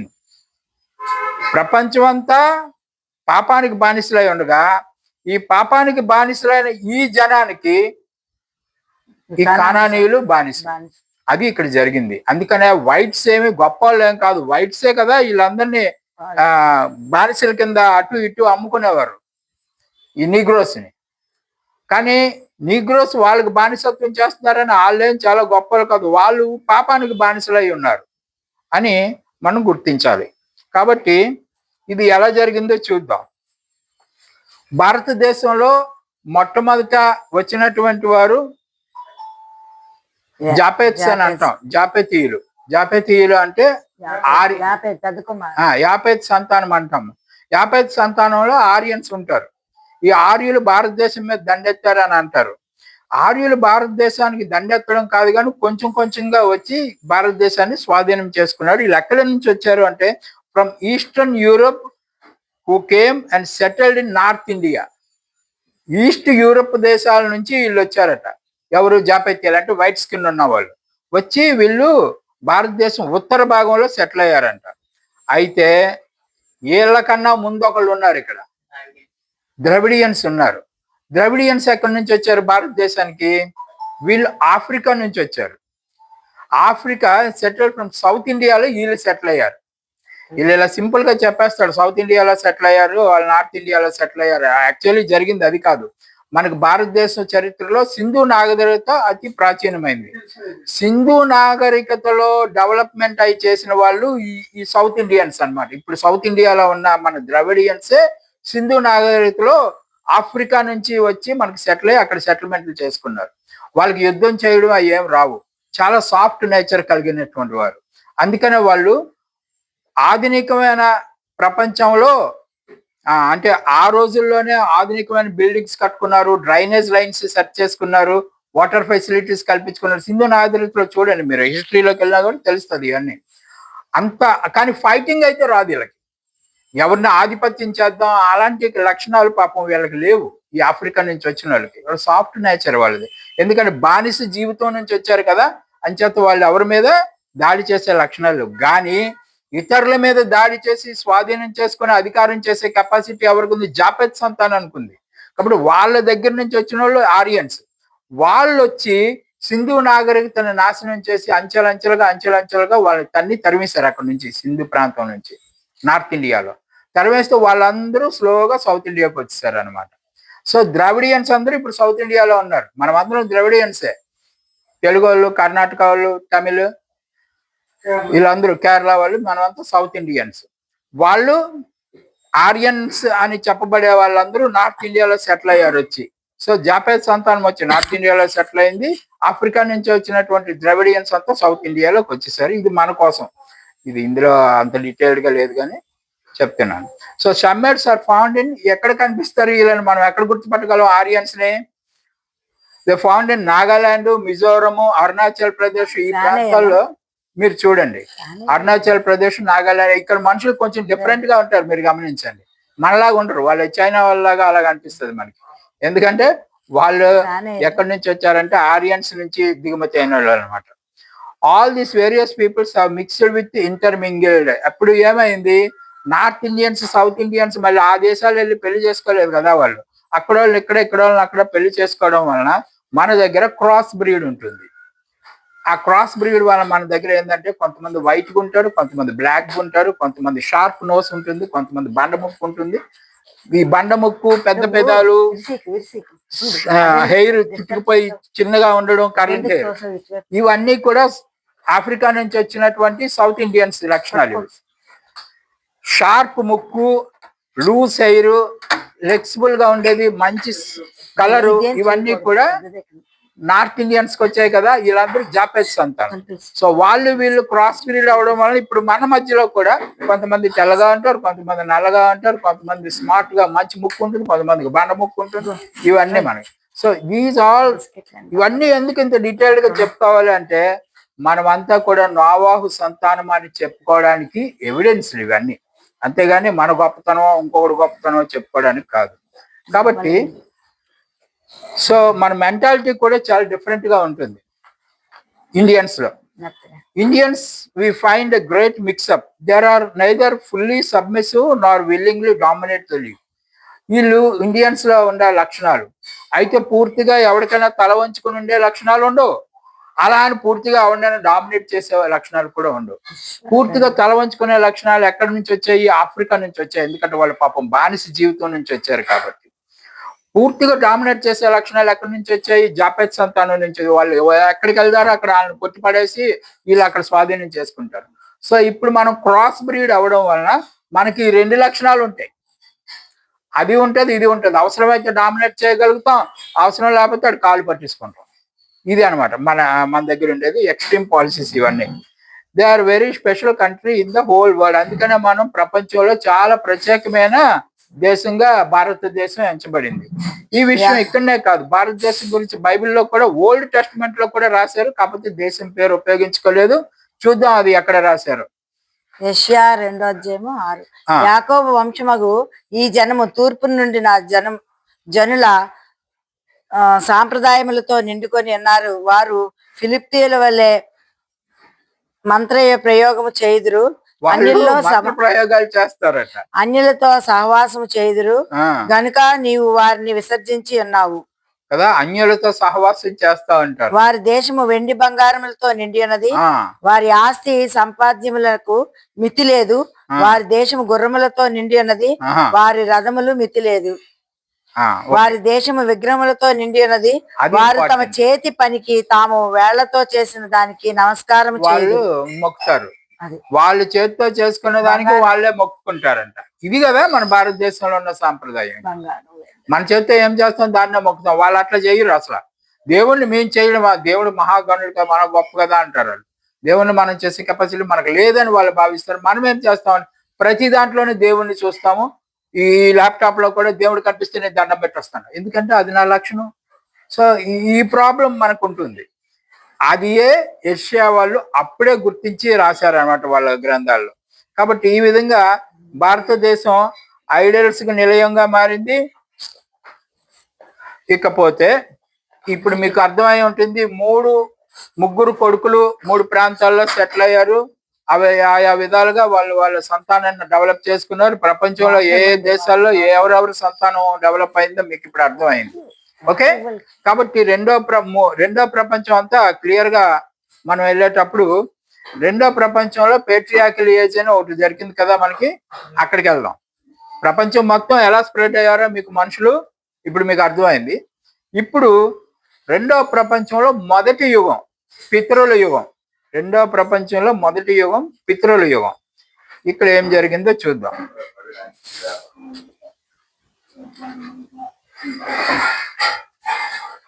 వీళ్ళని పితరులు అంటారు. ఆ పేపరు మీరు కూడా ఒక్కొక్కటి ఉంచుకోండి. పితరుల యుగం అంటే ఏదో అక్కడ రాసి ఉంటుంది, చూద్దరు కానీ. పితరుల యుగంలో ఏం జరిగింది, పితరులు ఎవరిని మనం పితరులు అని పిలుస్తాం చూద్దాం. మొట్టమొదటి పితరుడు నోవాహు కదా, అందరికీ హెడ్ ఆయన. దేవుడు నోవాహుని ఎంచుకున్నాడు. అంత పెద్ద ప్రపంచంలో మొదటి వరల్డ్ మొత్తంలో నోవాహుని ఎంచుకున్నాడు. కాబట్టి అతను రెండో ప్రపంచానికి ఆద్యుడు. మొదటి ప్రపంచానికి ఆదాము ఎలాగా ఆద్యుడో, రెండో ప్రపంచానికి నోవాహు అలాగా ఆద్యుడు. కాబట్టి ఈజ్ ఫస్ట్ పెట్రియార్క్, మనకి మొదటి పితరుడు. నోవాహు తర్వాత ఎవరిని ఎంచుకున్నాడు, అబ్రహాంని ఎంచుకున్నాడు. మధ్యలో బోల్డ్ మంది మనుషులు ఉండే ఉంటారు కదా, బోల్డంత జనాభా ఉంది. ఉన్నాడు కదా. అబ్రహాంని ఎంచుకున్నాడు. అబ్రహాం తర్వాత ఎవరిని ఎంచుకున్నాడు, ఇస్సాకుని ఎంచుకున్నాడు. తర్వాత యాకోబుని ఎంచుకున్నాడు. యాకోబు దగ్గరికి వచ్చేసరికి God made a covenant first of the Noah after the flood. ఏం చేశాడు, ఏం ప్రమాణం చేశాడు చూడండి. నోవాహుతో దేవుడు ఒక ప్రమాణం చేశాడు చూడండి. 9వ అధ్యాయం 9 నుంచి 10. ఇదిగో నేను మీతో మీ తదనంతరము మీ సంతానముతోను మీతో కూడా నున్న ప్రతి జీవితోను, పక్షులేమి పశువులేమి, మీతో కూడా సమస్తమైన భూజంతువులేమి, ఓడలో నుండి బయటికి వచ్చిన సమస్త భూజంతువులతోనూ నా నిబంధన స్థిరపరచుచున్నాను. ఎంతమందితో నిబంధన స్థిరపరిచాడు చూసారు కదా, లిస్ట్ ఇచ్చాడు. నేను మీతో నా నిబంధన స్థిరపరచుదును. సమస్త శరీరులు ప్రవాహ జలముల వలన ఇకను లయపరచబడదురు. భూమిని నాశనం చేయుటకు లయపరచబడరు. అది ఇంపార్టెంట్. బడుదురు అన్నావా, శరీరం ఇక ముందు ఎక్కడికి రాదు. ఇక ముందు మిమ్మల్ని నేను నాశనం చేయను. ఇక ముందు అప్పుడులాగా మొత్తం. అది ఎందుకు మీరు గుర్తుపెట్టుకోవాలి అంటే, తర్వాత కాలంలో మనం నేర్చుకునే పాఠాల్లో భూమి లైవ్ అయిపోతుంది అంటారు, అందరు నాశనం అయిపోతారు అని ఉంటుంది. నేను మళ్ళీ అలా చేయను అంటాడు దేవుడు. చేయకపోతే ఇంకేం చేస్తాడంట, భూమిని నాశనం చేయటకు ఇకను జల ప్రవాహం కలగదని పలికెను. జల ప్రవాహం ఇంకా రాదు. ఏదో సునామీలు గట్రా వస్తున్నాయంటే ఏదో పార్ట్లీ పోతారు జనం తప్పించి, అప్పుల్లాగా మొత్తం భూగోళం అంతా పోయే పరిస్థితి అయితే లేదు. ఏమండి, తర్వాత ఇంకొక వాగ్దానం చేస్తారు చూడండి, 22వ అధ్యాయం. ఆయా సంగతులు జరిగిన తర్వాత, 22వ అధ్యాయం ఆదికాండం 1 నుంచి 3 వరకు. ఆయా సంగతులు జరిగిన తర్వాత దేవుడు అబ్రహామును పరిశోధించెను. ఎట్లనగా ఆయన అబ్రహామా అని పిలువగా అతడు చిత్తము ప్రభువా అనెను. అప్పుడు ఆయన, నీకు ఒక్కడై ఉన్న నీ కుమారుని అనగా నీవు ప్రేమించు ఇస్సాకును తీసుకుని మోరియా దేశమునకు వెళ్ళి అక్కడ నేను నీతో చెప్పబోవు పర్వతముల మీద ఒకదాని మీద దహన బలిగా అతన్ని అర్పించమని చెప్పాను. కదా. తెల్లవారినప్పుడు అబ్రహాము లేచి తన 3వ వచనం వరకే చదవండి. 3 చదువుతున్నాడు. తెల్లవారినప్పుడు అబ్రహాము లేచి తన గాడిదకు గంత కట్టి తన పనివారితో ఇద్దరిని తన కుమారుడు ఇస్సాకును వెంట పెట్టుకుని దానబలి కొరకు కట్టెలు చీల్చి లేచి దేవుడు తనతో చెప్పిన చోటికి వెళ్ళెను అంతే కదా. ఇప్పుడు అబ్రహాంతో నోవాహుతో అయిపోయింది. ఇప్పుడు అబ్రహాంతో ఏం ఒప్పందం చేస్తాడు? నీ కుమారుడిని ఇవ్వండి, బలేసేస్తాం అని చెప్తా అంటాడు. ఏమి ఆ తర్వాత ఏం జరిగిందో మీ అందరికీ తెలుసు. ఆ కుమారుడిని ఎందుకు అడిగాడో, కుమారుడిని ఎందుకు బలి ఏమంటాడో, కుమారుడు బదులుగా ఎవరు బలి అయిపడ్డారో ఇవన్నీ మీకు తెలుసు. అయితే దీని వెనక అబ్రహాంని ఎంచుకోవడం వెనక ఏముందో చూద్దాం. What was Abraham's background when God called him? దేవుడు ఆయన పిలిచినప్పుడు అబ్రహాము గడిచిన పరిస్థితి ఏంది అంటే, ఆయన ఫ్యామిలీ బ్యాక్గ్రౌండ్ ఎట్లా ఉన్నది? ఆయన యేసు ప్రభు భక్తుడా లేకపోతే యెహోవా భక్తుడా? అది ఏందో తెలుసుకుందాం.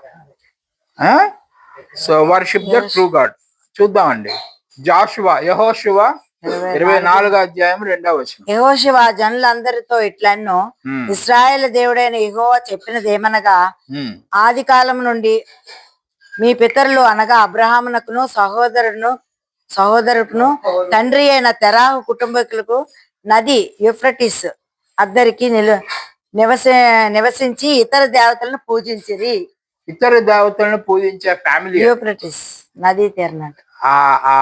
ఈ ఇతర దేవతలు అంటే ఏది పడితే వాళ్ళు, సూర్యుడు కనిపిస్తే సూర్యుని పూజ చేస్తారు, చంద్రుడు కనిపిస్తే చంద్రుడిని పూజ చేస్తారు.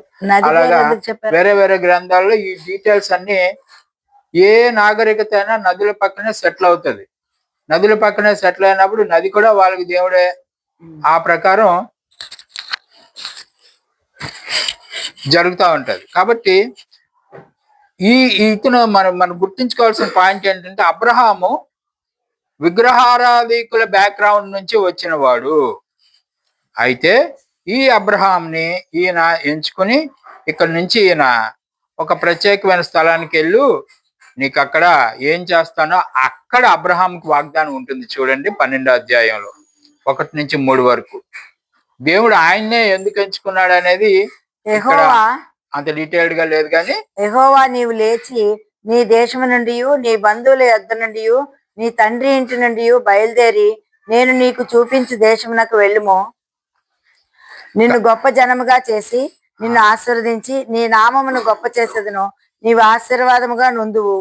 ఎన్నో వచ్చిన వరకు 3. నిన్ను ఆశీర్వదించి వారిని ఆశీర్వదించదను, నిన్ను దూషించి వారిని శపించదను. భూమి యొక్క సమస్త వంశములు నీ యందు ఆశీర్వదించబడినని అబ్రహాముతో. ఇది అబ్రహాంకి ఇచ్చిన వాగ్దానం అండి. ఈ వాగ్దానంలో ఏముంది? నిన్ను ఆశీర్వదించిన వారిని ఆశీర్వదిస్తాను, నిన్ను శపించిన వారిని శపించేస్తాను. రెండోది, నీ వలన భూలోకంలో ఉన్న అన్ని కుటుంబాలు ఆశీర్వదింపబడతాయట. అది అతనికి ఇచ్చిన ఈ వాగ్దానం కూడా మనం మర్చిపోకూడదు. ఎందుకంటే దీనికి కౌంటర్ గలతీలో ఉంటుంది. అబ్రహాము కొడుకులు వాళ్ళ ద్వారా మనం ఆశీర్వదింపబడతామా అని అనిపిస్తుంది ఇక్కడ, కానీ అది అబ్రహాం కొడుకులు కాదు. అబ్రహాం కొడుకులు ఏమైందో ఇదంతా మీకు చరిత్రలో తెలుసు. ఆల్రెడీ మీరు బైబిల్ చదివే ఉంటారు కాబట్టి ఇక్కడ అప్రస్తుతమైన విషయాలు ప్రస్తావించకూడదని నేను చెప్పట్లేదు. కానీ అబ్రహాం సంతానం వలన భూలోకం అంతా ఆశీర్వదింపబడుతుంది అన్న విషయాన్ని గుర్తుపెట్టుకోండి. ఆ సంతానం ఎవరు, ఏంటి, ఎందుకు ఆశీర్వదింపబడుతుందో చూద్దాం. You study many details of the Abraham's life in future classes లో అవన్నీ చెప్పబడతాయని చెప్తున్నారు. కాబట్టి ఇప్పుడు మనం పేట్రియాక్స్ అంటే ఎవరు అనేది మనం తెలుసుకుంటున్నాం. నోవాహు, అబ్రహాము, ఇస్సాకు, యాకోబు, ఈ 4 పేట్రియాక్స్ ని మనం ఇప్పుడు చూసాం. వీళ్ళ తర్వాత యాకోబుకి 12 మంది కొడుకులు పుడతారు. ఈ 12 మంది కొడుకులు 12 గోత్రీకులుగా వర్ణింపబడతారు. ఆ తర్వాత ఇక్కడ నుంచి జూయిష్ ఏజ్ ప్రారంభం అవుతుందండి. మీ పేపర్స్ లో చూడండి, పేట్రియాకిల్ ఏజ్ అక్కడికి అయిపోయినట్టుగా. పేట్రియాకిల్ ఏజ్ ఎక్కడికి అయిపోతుంది అంటే అబ్రహాము ఆశీర్వాదంతో అయిపోతుంది. 4వ వాడు కదా, అయిపోతుంది. తర్వాత యూదుల యుగం ప్రారంభం అవుతుంది. ఈ యూదుల యుగం ఎక్కడ ప్రారంభం అవుతుంది అంటే యాకోబు సంతానం దగ్గర నుంచి యూదుల యుగం ప్రారంభం అవుతుంది. ఈ 12 గోత్రీకుల్ని కలిపి దేవుడు ఒక నేషన్ అంటాడు. వాళ్ళు 12 గోత్రీకులు ఒక దేశం అంటాడు. ఆమోస్ చదవాలా? ఆమోసు 3వ అధ్యాయం 2వ వచనం చూడండి. అదేమనగా భూమి మీద సకల వంశములలోనూ మిమ్మల్ని మాత్రమే నేను ఎరిగి ఉన్నాను గనుక మీరు చేసిన దోషక్రియలన్నింటిని బట్టి మిమ్మల్ని శిక్షింతును. కాబట్టి మిమ్మల్ని నేను ఎంచుకున్నాను. ఇంతకుముందు ఒక్కొక్క మనిషిని ఎంచుకున్నాను. ఇప్పుడు ఒక్కొక్క మనిషి కాదు, ఒక నేషన్ ఎంచుకున్నాను, ఒక దేశం, ఒక సమాజాన్ని ఎంచుకున్నాను. ఈ సమాజంతో నేను డీల్ చేస్తాడు. యూదుల యుగంలో సమాజంతో డీల్ చేశాడని మనం ఇందాక మాట్లాడుకున్నాం. పితరుల యుగంలో వ్యక్తులతో డీల్ చేసిన దేవుడు యూదుల యుగంలో ఒక సమాజంతో డీల్ చేశాడు. సువార్త యుగంలో క్రీస్తు అనుచరులతో డీల్ చేశాడని మనం ఇందాక పాఠంలో చెప్పుకున్నాం. రైట్. ఇప్పుడు సమాజంతో డీల్ చేస్తున్నారు. వాళ్ళందరినీ ఏమంటాడు? నా మనుషులు అంటాడు. ఎక్సడస్ 3:10. ఎక్సడస్ 3:10 అంటే నిర్గమకాండం 3:10. కాగా రమ్ము, నిన్ను ఫరో యొద్దకు పంపెదను, ఇశ్రాయేలైన నా ప్రజలను నీవు ఐగుప్తుల నుండి తోడుకొని ఇశ్రాయేలైన నా ప్రజలు, ఇశ్రాయేలీలు నా ప్రజలు అంటున్నాడు దేవుడు. కాబట్టి ఆయన ప్రజలు, ఈ 12 గోత్రీకులు ఆయన ప్రజలు, ఆయన ప్రజల్ని విడిపించడానికి ఏర్పాటు చేసుకున్నాడు మోషేను. అది వేరే విషయం. నా ప్రజలు అనేది ఇక్కడ పాయింట్. వీళ్ళ యుగం ఎన్నాళ్ళు ఉన్నది అంటే 1800 ఇయర్స్. అక్కడ ఉన్నా చూడండి స్క్రీన్ మీద. 1800 సంవత్సరాలు వీళ్ళ యుగం నడిచింది, యూదుల యుగం. అవన్నీ క్రొనాలజీలో తెలుసు, డీటెయిల్డ్ తర్వాత మీకు చెప్పబడతాయి. ఇప్పుడు వీళ్ళందరినీ దేవుడు విడిపిస్తానంటాడు. ఎక్కడి నుంచి? ఆ బానిసత్వం నుంచి మోషే ద్వారా విడిపిస్తాడు. During the period of Israel become a slaves. వీళ్ళందరూ మళ్ళీ అక్కడ స్లేవ్స్ గా, బానిసలుగా బ్రతికారు ఈజిప్ట్ దేశంలో. ఇందాక మనం బానిసల గురించి మాట్లాడుకున్నాం కదా, బానిసలు బానిసలు బానిసలు అని. అంచేత వీళ్ళందరూ అక్కడ బానిసలుగా జీవించారు. Delivered them from the hands of Pharaoh mighty with the deliverance through the hands of Moses. Moshe ద్వారా వీళ్ళందరినీ విడిపించాడు దేవుడు. అయితే then after God brought Israels to the promised land. వీళ్ళందరినీ ఒక బానిసత్వం నుంచి, ఈజిప్ట్ బానిసత్వం నుంచి విడిపించిన తర్వాత ఈ ఇశ్రాయేలీలందరినీ తీసుకొని వచ్చి ఒక వాగ్దాన దేశంలో కూర్చోబెడతాడు. వాగ్దాన దేశంలో కూర్చోబెట్టిన తర్వాత వీళ్ళు ఎలాగ జీవించాలి, వీళ్ళు నా అనుచరులుగా ఎలాగ ఉండాలి అనేది వాళ్ళకి క్లియర్ కట్ గా కొంతమంది ప్రవక్తల ద్వారా తెలియజేయబడింది. సో ప్రవక్తలు అని అడిగావు కదా ఇందాక. ప్రవక్తలందరూ ఈ ఇశ్రాయేలీల మధ్య నుంచి వచ్చిన వాళ్ళే ప్రవక్తలు. ఆ ఇశ్రాయేలీల యుగం ముగింపు అయ్యేటప్పటికి ప్రవక్తలు అయిపోయింది, ఫినిష్. ఆఖరి ప్రవక్త మలాకి ద్వారా మాట్లాడిన తర్వాత బ్రేక్. ఆ తర్వాత చాలా కాలం తర్వాత మళ్ళీ యేసుక్రీస్తు అని తన కుమారుని ద్వారా మనతో మాట్లాడిను అని మీరు ఇందాక లేఖనంలో చదివారు. కాబట్టి యూదుల యుగం అక్కడితో అలా ముగింపబడుతుంది అనమాట.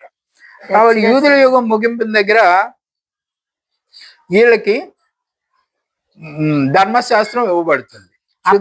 అప్పుడు యెహోవా 24:12 నిర్గమకాండం 24:12. యెహోవా మోషేతో ఇట్లనెను, నీవు కొండ ఎక్కి నా యొద్దకు వచ్చి అచ్చట నుండుము.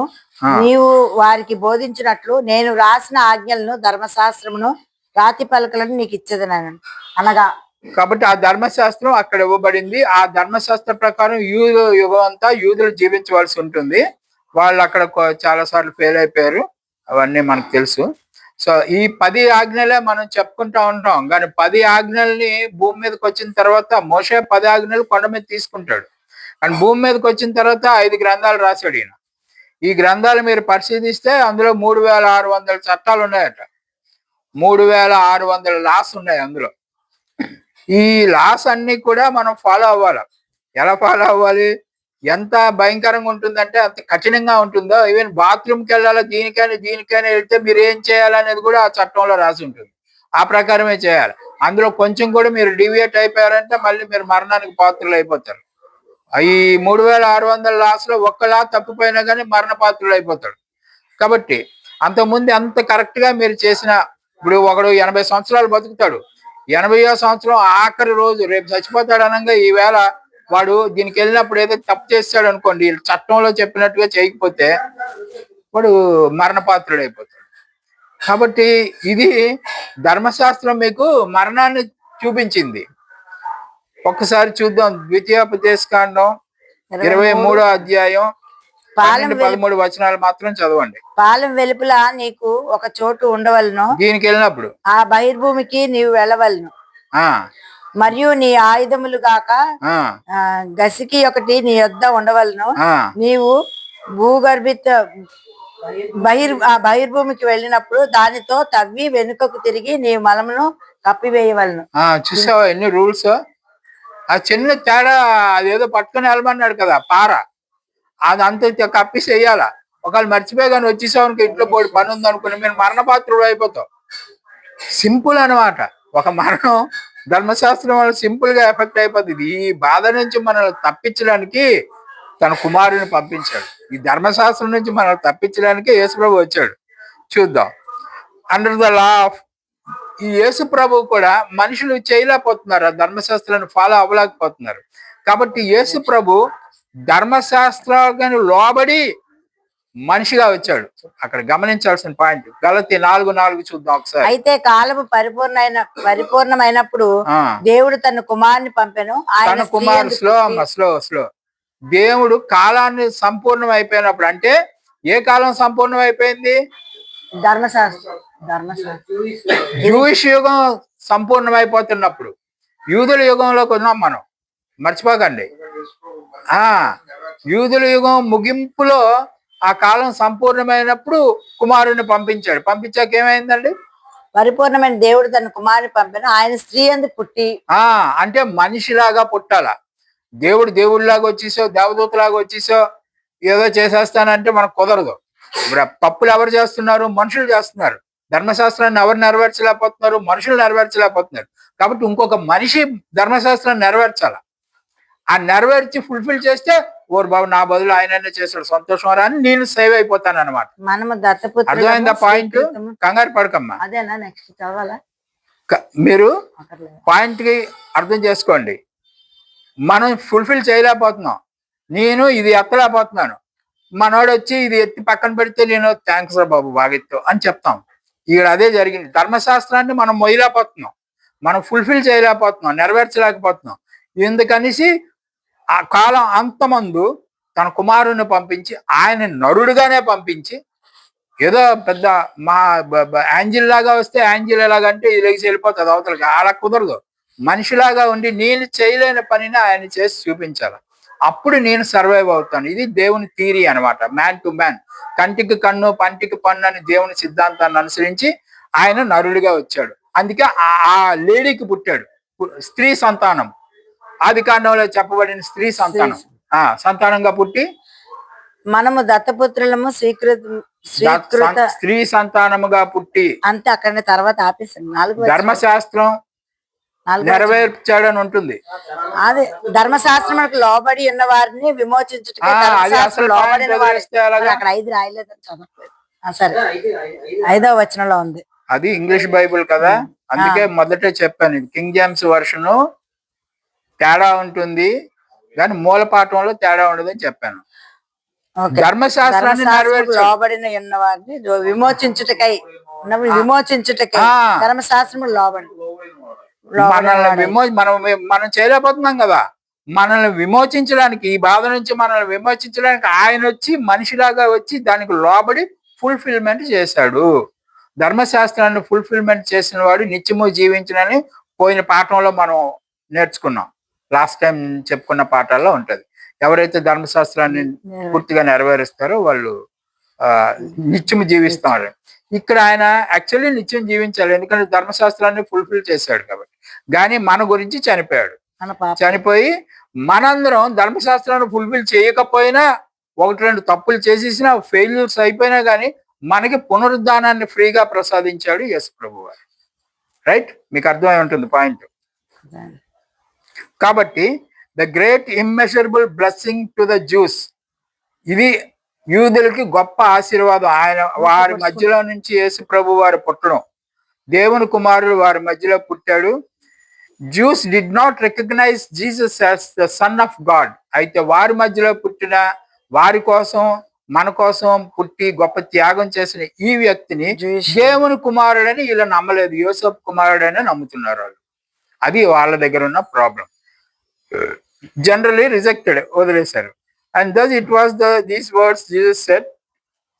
ఈ మాటలు అన్న తర్వాత యేసు ప్రభు యూదుల యుగం ముగింపుకి వచ్చేసింది. ఓకే, యూదుల యుగం అక్కడ ముగించబడిందండి. గమనించండి, యూదుల యుగం ముగింపుకి వచ్చేసిందంటే కొత్త యుగం ప్రారంభం అవుతుంది. ది గాస్పెల్ ఇస్, పితరుల యుగం అయిపోయింది, యూదుల యుగం అయిపోయింది. ది గాస్పెల్ పేపర్ లో చూడండి, యూదుల యుగం ముగింపబడక మునిపే సువార్త యుగం ప్రారంభం అయిపోయింది. యూదుల యుగం ముగింపబడక మునిపే సువార్త యుగం ప్రారంభం అవుతుంది. ఇక్కడ చూడండి, మత్తయి 23వ అధ్యాయం 38వ వచనం. ఇదిగో మీ ఇల్లు మీకు విడవబడి ఉన్నది. మీ ఇల్లు విడవబడి ఉన్నది, డిసోలేట్ అంటాడు. ఏ ఇల్లు విడవబడి ఉన్నది? ఎవరి ఇల్లు అది? దేవుని ఇల్లు కదా. ఎవరు? నా సంతానం అని చెప్పాడు. ఎవరిని? యూదుల్ని. ఆ యూదులు ఇల్లు విడవబడింది, ఎందుకంటే వాళ్ళ యుగం ముగించబడింది కాబట్టి ఆ ఇల్లు విడిచిపెట్టాడు దేవుడు. విడిచిపెట్టబడినప్పుడు ఏమైంది? The house of blessings during the Jewish age was desolate and at an end. ఒకప్పుడు ఆ ఇల్లు అంటే ఆ యూదులు ఆశీర్వదింపబడిన జనాంగంగా ఉన్న ఆ యూదులు కాస్త వాళ్ళు విడిచిపెట్టబడ్డారు, ఎందుకంటే వాళ్ళ కాలం క్లోజ్ అయిపోయింది. ఆ కాలం లోపల ఎవరైతే క్రీస్తుని దేవుడు పంపిన కుమారుడని నమ్మారో వాళ్ళు సర్వైవ్ అయ్యారు. ఎవరైతే నమ్మలేదో వాళ్ళందరూ ఇశ్రాయేలీలు డిసోలేట్ అయిపోయారు. వాళ్ళ దేశం పోయింది, వాళ్ళ రాజ్యం పోయింది, వాళ్ళ ఇల్లు వాకిళ్ళు పోయి వాళ్ళ ప్రపంచం అంతా తరిమివేయబడ్డారు ఎలా పడితే అలాగా. కొద్దిమంది యూదులు మాత్రమే సర్వైవ్ అయ్యారు, క్రీస్తు నమ్ముకుని. వాళ్ళే ఈరోజు మనకు సువార్తని తీసుకొచ్చి ప్రపంచం అంతా సువార్తని స్ప్రెడ్ చేశారు. కాబట్టి ఇక్కడ వీళ్ళ యుగం ముగింపు, కొత్త యుగం ప్రారంభం. ఆ కొత్త యుగం ఏది? సువార్త యుగము. సువార్త యుగానికి పునాది ఎవరు వేశారు? యేసు ప్రభు వేశాడు. ఎప్పుడు వేశాడు? యూదుల యుగం ముగింపులే వేశాడు. గమనించండి, ఓవర్ ల్యాపింగ్ పీరియడ్ అక్కడ ఉంటుంది. మీకు ఇచ్చిన స్క్రీన్స్ లో ఉన్నది చూడండి, ఓవర్ ల్యాపింగ్ ఉంటుంది ఇలాగా. యూదుల యుగానికి సువార్త యుగానికి మధ్యలో చిన్న 2 స్లాట్స్ ఉంటాయి, అటు ఇటు గమనించండి. ఓవర్ ల్యాపింగ్ ఉంటుంది. అంటే సువార్త యుగం ప్రారంభానికి యూదుల యుగం ముగింపడానికి మధ్యలో ఒక పీరియడ్ ఉంటుంది. దాన్ని హార్వెస్ట్ పీరియడ్ అంటారు. దాని గురించి తర్వాత నేర్చుకుందాం. అయితే ఈ సువార్త యుగం ఇక్కడ ప్రారంభం అయింది. ఈ సువార్త యుగాన్ని క్రైస్తవ యుగం అని, క్రిస్టియన్ ఏజ్ అని కూడా అంటారు. చూద్దాం ఇక్కడ ఏమవుతుందో. రోమా 16వ అధ్యాయం 25-26 వచనాలు. సమస్తమైన అన్యజనులు విశ్వాసమునకు విధేయులగునట్లు అనాది నుండి రహస్యముగా ఉంచబడి ఉన్నప్పుడు ప్రత్యక్షపరచబడిన రమ్ము నిత్య దేవుని ఆజ్ఞ ప్రకారము ప్రవక్తల లేఖనముల ద్వారా వారికి తెలుపబడి ఉన్నది. ఈ మర్మమును అనుసరించి ఉన్న నా సువార్త ప్రకారముగాను 26 కూడానా, యేసుక్రీస్తును గూర్చిన ప్రకటన ప్రకారముగాను మిమ్మును స్థిరపరచుటకు శక్తిమంతుడును. ఎంత కన్ఫ్యూషన్ గా ఉంది ఆ తెలుగు మాటలు చదివినప్పుడు మీరు చూడండి. ప్రకటన అవునండి, సమస్తమైన అన్యజనులు విశ్వాసముకు విధేయులగునట్లు. సమస్తమైన అన్యజనులు విశ్వాసానికి విధేయులగునట్టు అనాది నుండి రహస్యంగా ఉంచారట. ఏంటి ఉంచారు రహస్యంగా? అంటే ఏదో మిస్టరీ ఉంది. ఆ మిస్టరీ ఇంగ్లీష్ లో మిస్టరీ అని రాశారు. ఏదో ఉంది మిస్టరీ. ఏమా మిస్టరీ? ఇప్పటి వరకు ఈ దేవుడు ఎవరికి సంబంధించిన దేవుడు? యూదులకు సంబంధించిన దేవుడు. యూదులను పట్టుకుని నా జనం నాడు తప్పిపోయారు, నాలుగు ఏడిపించండి, మనుషులు చేస్తాను, ఇవన్నీ చేస్తున్నాడు ఈ దేవుడు. ఇప్పుడు ఇందులో మిస్టరీ ఏముంది? వాళ్ళ దేవుడు కదా అని నేను అంటున్నాను, నేను అన్యును కాబట్టి. ఇప్పుడు ఇక్కడ రాశారు చూడండి, ప్రత్యక్షపరచబడిన మర్మం ఏమిటంటే, ఎక్కడ? సువార్త యుగంలో. యూదుల యుగంలో ఈ మర్మం బయలుపరచబడలేదు, సువార్త యుగంలో బయలుపరచబడింది. ఏమా మర్మము?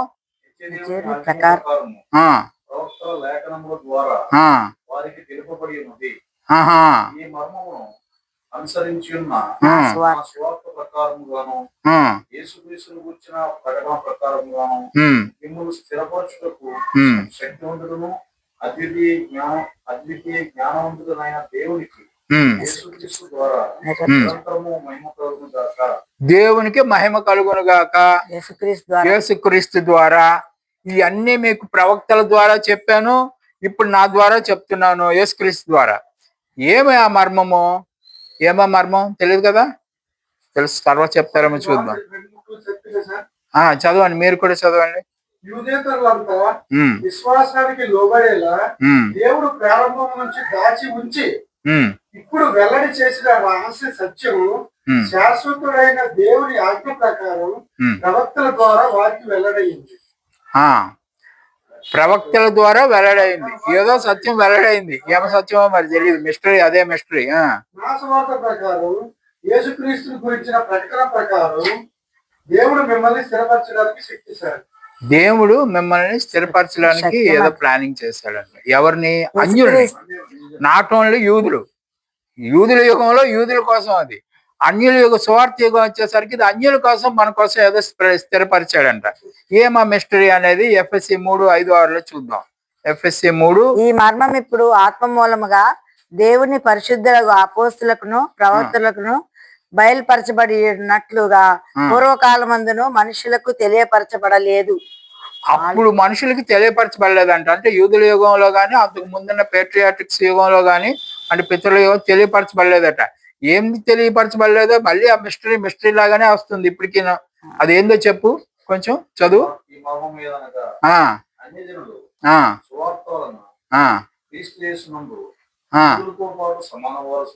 అది పాయింట్. అన్ని వాళ్ళతో పాటు మనకు వచ్చేసాయండి. అది మర్మం. యూదులు నా జనం అంటున్నాడు యేసు ప్రభువు, లేకపోతే యెహోవా దేవుడు అని మనం అనుకుంటున్నాం ఇప్పటి వరకు. నాట్ ఓన్లీ యూదులు, మీరు కూడా నా జనమే అని చెప్తున్నాడు. ఇది మర్మం. ఈ మర్మాన్ని యూదులు అంగీకరించరు. మేము మాత్రమే పవిత్రులు, దేవుడు మాతోనే మాట్లాడాడు, మాకే లేఖనాలు ఇచ్చాడు, మేము పరిశుద్ధులమే, మీరు అందరూ పాపులు అంటాడు. అన్యులందరినీ పాపులు అంటారు యూదులు. కానీ ఇప్పుడు ఇక్కడ లేఖనం ఏం చెప్తుందంటే, అన్యులందరికీ నేను ఏర్పాటు చేసిన మర్మం ఇదే, మీరు నాలో పాలిభాగస్తులు వాళ్ళతో పాటు. అది అక్కడ చెప్పారు. మళ్ళీ ఇంకోసారి చదవండి సార్, బాగా చదివారు. అయ్యా, అన్యజనులు సువార్త వలన, ఏదో శుభవార్త ఉంది, ఆ శుభవార్త వలన క్రీస్తు యూదులతో పాటు సమాన వారసులు. యూదులు నా బిడ్డలు అంటున్నప్పుడు వాళ్ళు దేవునికి వారసులు, కొడుకు. వాళ్ళతో పాటు మనం కూడా దేవుని కొడుకులమేనంట.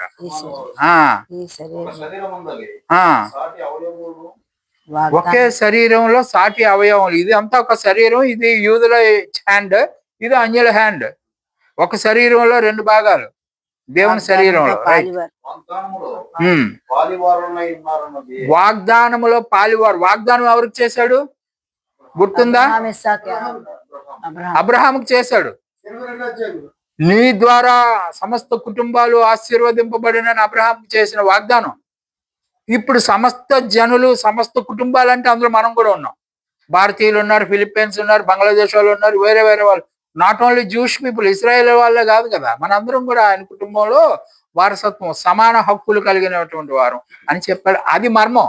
ఈ మర్మం వాళ్ళకి చెప్పలేదు దేవుడు, సువార్త యుగంలో మనకు మాత్రమే చెప్పాడు. అది అన్నమాట ఆయన రాస్తున్నారు. వాగ్దానం, యేసుక్రీస్తు వాగ్దానం. ఓకే, 4:4 చదివే. శరీరం ఒకటే, ఆత్మ ఒక్కడే, ఆ ప్రకారమే మీ పిలుపు విషయమై ఒక్కటే నిరీక్షణ అందుటకు పిలువబడితే. అదే ఇందాక మన పాస్టర్ గారు అదే చెప్తున్నారు. ఒకే శరీరము, ఒకే ఆత్మ, ఒకే పిలుపు. వాళ్ళకైనా మనకైనా ఒకే పిలుపు. వాళ్ళైనా మనమైనా ఆరాధించవలసింది ఒకే ఆరాధన, ఒకే దేవుడు, అన్ని ఒకటే. యేసు ప్రభు ఒకటే, వాళ్ళకి మనకి. ఆత్మ ఒకటే, వాళ్ళకి మనకి. ఏం తేడా లేదు. You are no less than any Jewish man. ఒకే నిరీక్షణ అందుటకు పిలువబడి. వాళ్ళు ఎవరి కోసం వెయిట్ చేస్తున్నారు, మనం వాళ్ళ కోసం వెయిట్. మనం కరెక్ట్ గా వెయిట్ చేస్తున్నాం, వాళ్ళు సరిగ్గా వెయిట్ చేయట్లేదు. ఇంకా మనం ఆల్రెడీ మెస్సియా వచ్చాడని, వెళ్ళాడని, మళ్ళీ వస్తాడని మనం ఎదురు చూస్తున్నాం కదా. వాళ్ళు ఆల్రెడీ ఇంకా మెస్సియా రాలేదు, వస్తాడని ఎదురు. అది కొంచెం డిఫరెంట్ వస్తారు, వస్తున్నారు అనుకుంటున్నారు. అది అనమాట. కాబట్టి ఈ తేడాలే ఉన్నాయి తప్పింది. ఇప్పుడు ఆ తేడా ఎప్పుడైతే క్లియర్ అయిపోతుందో అప్పుడు దేవుని రాజ్యం పూర్తిగా ఎస్టాబ్లిష్ అయిపోయినట్లు లెక్క భూమి మీద. రైట్, బాగుంది కదా గాస్పుల్ ఏజ్. రైట్, ఇప్పుడు ఆల్మోస్ట్ ఆ చివరికి వచ్చేస్తున్నాం అండి. ఇప్పుడు యేసుక్రీస్తు గాస్పుల్ ఏజ్ లో ఏం చేస్తాడో చూద్దాం. చర్చ్ ఆఫ్ జీసస్ క్రైస్ట్ మత్తయి 16 అధ్యాయం 18 ఒకసారి చూస్తే కొంచెం కిందకి వెళ్దాం. 16-18. మరియు నీవు పేతురువు ఆ, ఈ బండ మీద ఉమ్. నా సంఘములు కట్టుకుని నీవు పేతురువు బండ మీద సంఘాన్ని కడతానని చెప్పారు కదా. ఉమ్. పాతాళలోక ద్వారము ఆ, దాని ఎదుట నిలవనేరవని నేను నీతో చెప్తున్నాను. ఆ సంఘం ముందు పాతాళలోక ద్వారాలు నిలవంట. పాతాళలోకం అంటే సమాధులు. పాతాళలోకం అంటే కిందకి వెళ్ళిపోకండి. రష్యా వాడు యూట్యూబ్ లో చూపించాడు, ఆ పెద్ద గొయ్యి తీశాడు, అక్కడికి వెళ్ళకండి. పాతాళం అంటే ట్రాన్స్లేషన్ పొరపాటు, అదంతా. పాతాళం అంటే సమాధి. సమాధుల్లో నుండి ఏం సార్? పాతాళలోక ద్వారము ఆ, దాని ఎదుట నిలవు. నిలవు. మరణపు ద్వారాలు అనమాట. మట్టిలో కప్పేసినవి ఇంకా మట్టిలో ఉండవు, వాళ్ళు పైకి లేసిపోతారని చెప్తున్నాడు. యేసుప్రభు. అది ఇదే వాగ్దానం మనకు అక్కడ చేశాడు అనమాట. తన కుమారుని ద్వారా, అబ్రహాం ద్వారా ఆశీర్వాదం అదే. కాబట్టి అంతేనండి. 16-18 రైట్. కాబట్టి ఇప్పుడు finally with the end of the gospel second world to come to an end. ఈ సువార్త యుగం ముగింపుకు వచ్చేసరికి రెండో ప్రపంచం ముగించబడుతుంది, మూడో ప్రపంచం ప్రారంభం అవుతుంది. మూడో ప్రపంచంలో జరిగే మొట్టమొదటి కార్యం ఏంది అంటే మరణించిన వారు పైకి లేవడం. మరణించిన వాళ్ళు పైకి లేవడం, అది పునరుద్ధానాలు అనమాట. ఫ్రీ, ఎవరికైనా ఫ్రీ.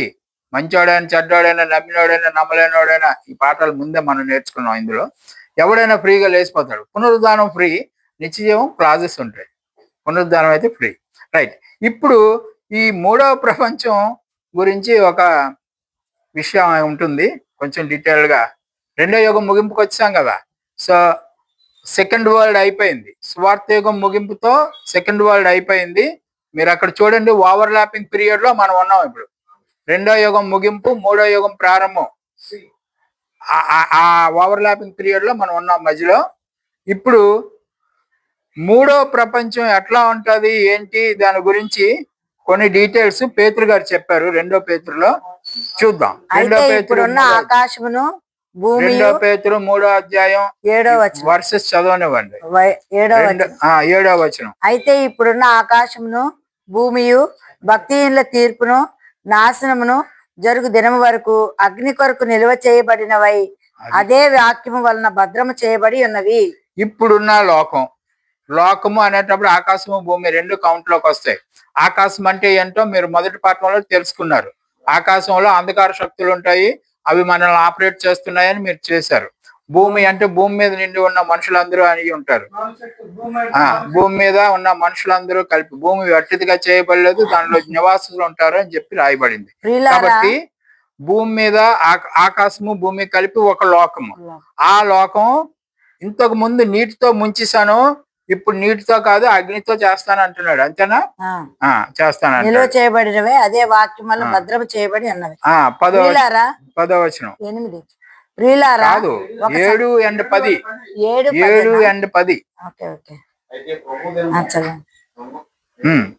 ప్రభుదేవుడు గంగ వచ్చినప్పుడు వచ్చిన అదే ఆకాశములు మహాధ్వనితో గతించబోవును, పంచభూతములు మిగిటమైన ఉగ్రమైన వెంటంతో లయమైపోవును, భూమి దాని మీద ఉన్న కుర్చీలను కాలిపోవును.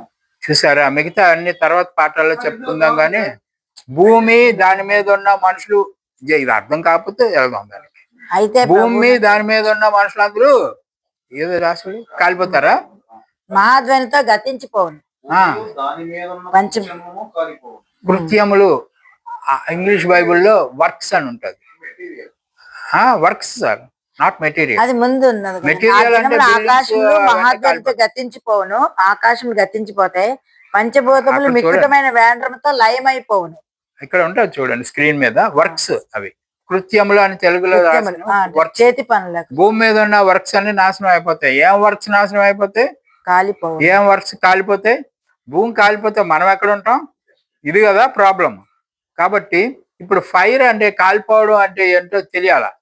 లాస్ట్ టైం పాఠంలో మనం హెవెన్ అంటే ఏంటో తెలుసుకున్నాం. హెవెన్ అంటే first heaven, second heaven, third heaven. ఇప్పుడు థర్డ్ హెవెన్ దగ్గరకు వచ్చాం. ఈ థర్డ్ హెవెన్ కాలిపోతుంది అంటున్నాడు. భూమి కాలిపోతే మరి మన పరిస్థితి ఏంటి?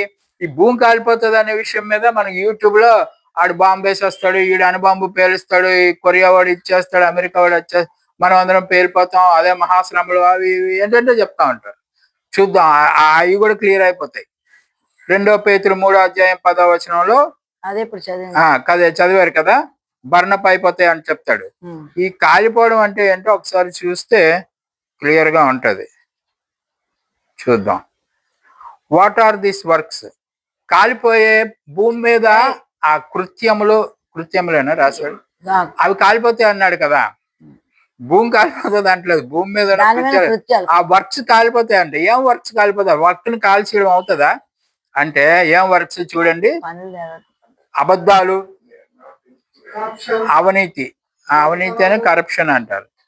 దొంగతనాలు, మోసాలు చేయడాలు, స్వార్థం, మనుషుల్లో ఉండే స్వార్థం. ఈ మనుషుల్లో ఉండే స్వార్థం వలన ఇవన్నీ ఆ ముందున్న లిస్ట్ అంతా దాంట్లోనే ఉంటుంది. స్వార్థంతోనే ఎవడైనా అబద్ధాలు ఆడతాడు, స్వార్థంతోనే మోసం చేస్తా ఉంటాడు, స్వార్థంతోనే దొంగతనాలు చేస్తా ఉంటాడు, స్వార్థంతోనే అవినీతి చేస్తా ఉంటాడు. ఇది మనిషిలో ఉండే ఒక క్యారెక్టర్. ఈ క్యారెక్టర్ ని కాల్చేస్తాను అంటాడు. That is called the works. కృత్యములు అనేటప్పుడు తెలుగులో, ఇంగ్లీష్ లో వర్క్స్ అని రాయబడింది కింగ్ జేమ్స్ వర్షన్ లో. ఈ కృత్యాలు అంటే ఇవన్నమాట. ఇవన్నీ మనలోనే ఉంటాయి. సో మనలో ఉన్న ఈ దుష్ట లక్షణాలన్నిటినీ దేవుడు కాల్చేస్తాను అంటాడు. How can this works will be burned by the literal fire? ఇప్పుడు ఈ పనులు నిజంగా అగ్గి ముట్టించేస్తే పోతాయా? కాబట్టి అగ్ని అని రాయబడింది నిజం, అగ్ని కాదు. అగ్ని అని రాయబడింది నిజం అమ్మా.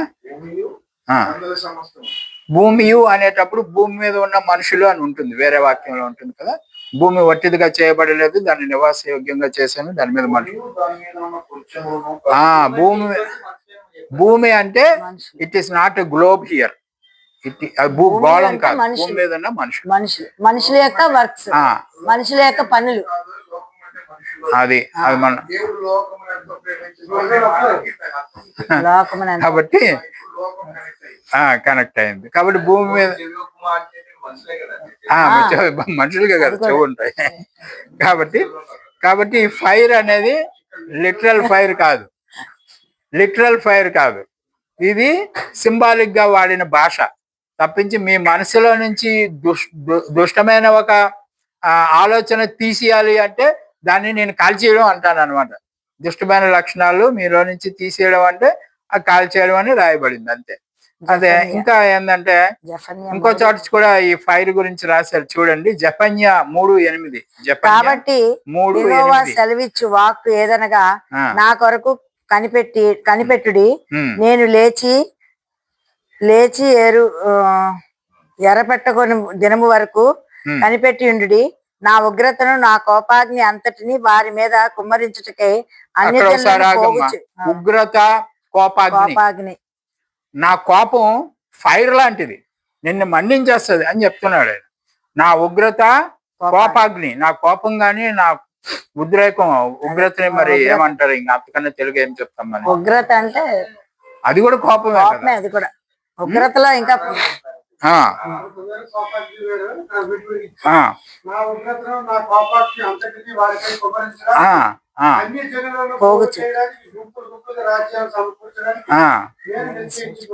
కాబట్టి ఇక్కడ రోషం, దేవుని రోషాగ్ని చేత భూమి కాలిపోతుంది అంట. అంటే ఇవన్నీ కూడా సింబాలిక్ గా వాడిన భాష. దేవుడికి మనం చేసే ప్రక్రియలన్నీ, మనం జీవించే విధానాలన్నీ ఆయనకి అయిష్టంగా ఉన్నాయి. ఆయన చాలా కోపం అయిపోతున్నాడు మన మీద కోపం అయినప్పుడు ఆయన మనల్ని ఎలాగో కొడతాడు. ఆ కొట్టుడు భరించలేక మనం మంచి వాళ్ళుగా మారుతాం అనమాట. అందుకే క్రైస్తవులు ఎక్కువ శోధింపబడుతూ ఉంటారు. ఆ శోధింపబడినప్పుడు మనం ప్రార్థనలు చేపించుకుంటాం, కానీ ఎందుకు నేను శోధింపబడుతున్నానో అది తెలుసుకుని మారు మనసు పొందను. అది ఇది తెలుసుకోవాల్సింది. కాబట్టి కోపం అనగా ఆ ఫైర్ అని, దేవుని ఉగ్రత అనగా ఫైర్ అని మీరు తెలుసుకోవడానికి అని చెప్తారు. కాబట్టి ఆయన తీర్చే తీర్పు కూడా ఇదే. తీర్పులకు మళ్ళీ మనం ఎక్కడికో వెళ్ళి నిలబడతాం అవన్నీ కాదు. మీరు జీవ పునరుద్ధానానికి మార్చబడుతున్నారని చెప్పాలి. మీరు తీర్పు పునరుద్ధానానికి కాదు, జీవ పునరుద్ధానానికి వెళ్ళిపోతారంటారు మీ క్రైస్తవులందరూ అట్లాగా. మీరు జీవ పునరుద్ధం, మరి తీర్పు ఎందుకు? మరి పాస్టర్ గారు ఏం చెప్తారు? మనకి తీర్పుకు నిలబడతాం. ఎక్కడ నిలబడతాం? అక్కడ నిలబడం తీర్పు కోసం. ఇప్పుడే నిలబడే ఉన్నాం, ఇప్పుడే మనకు తీర్పు అవుతుంది.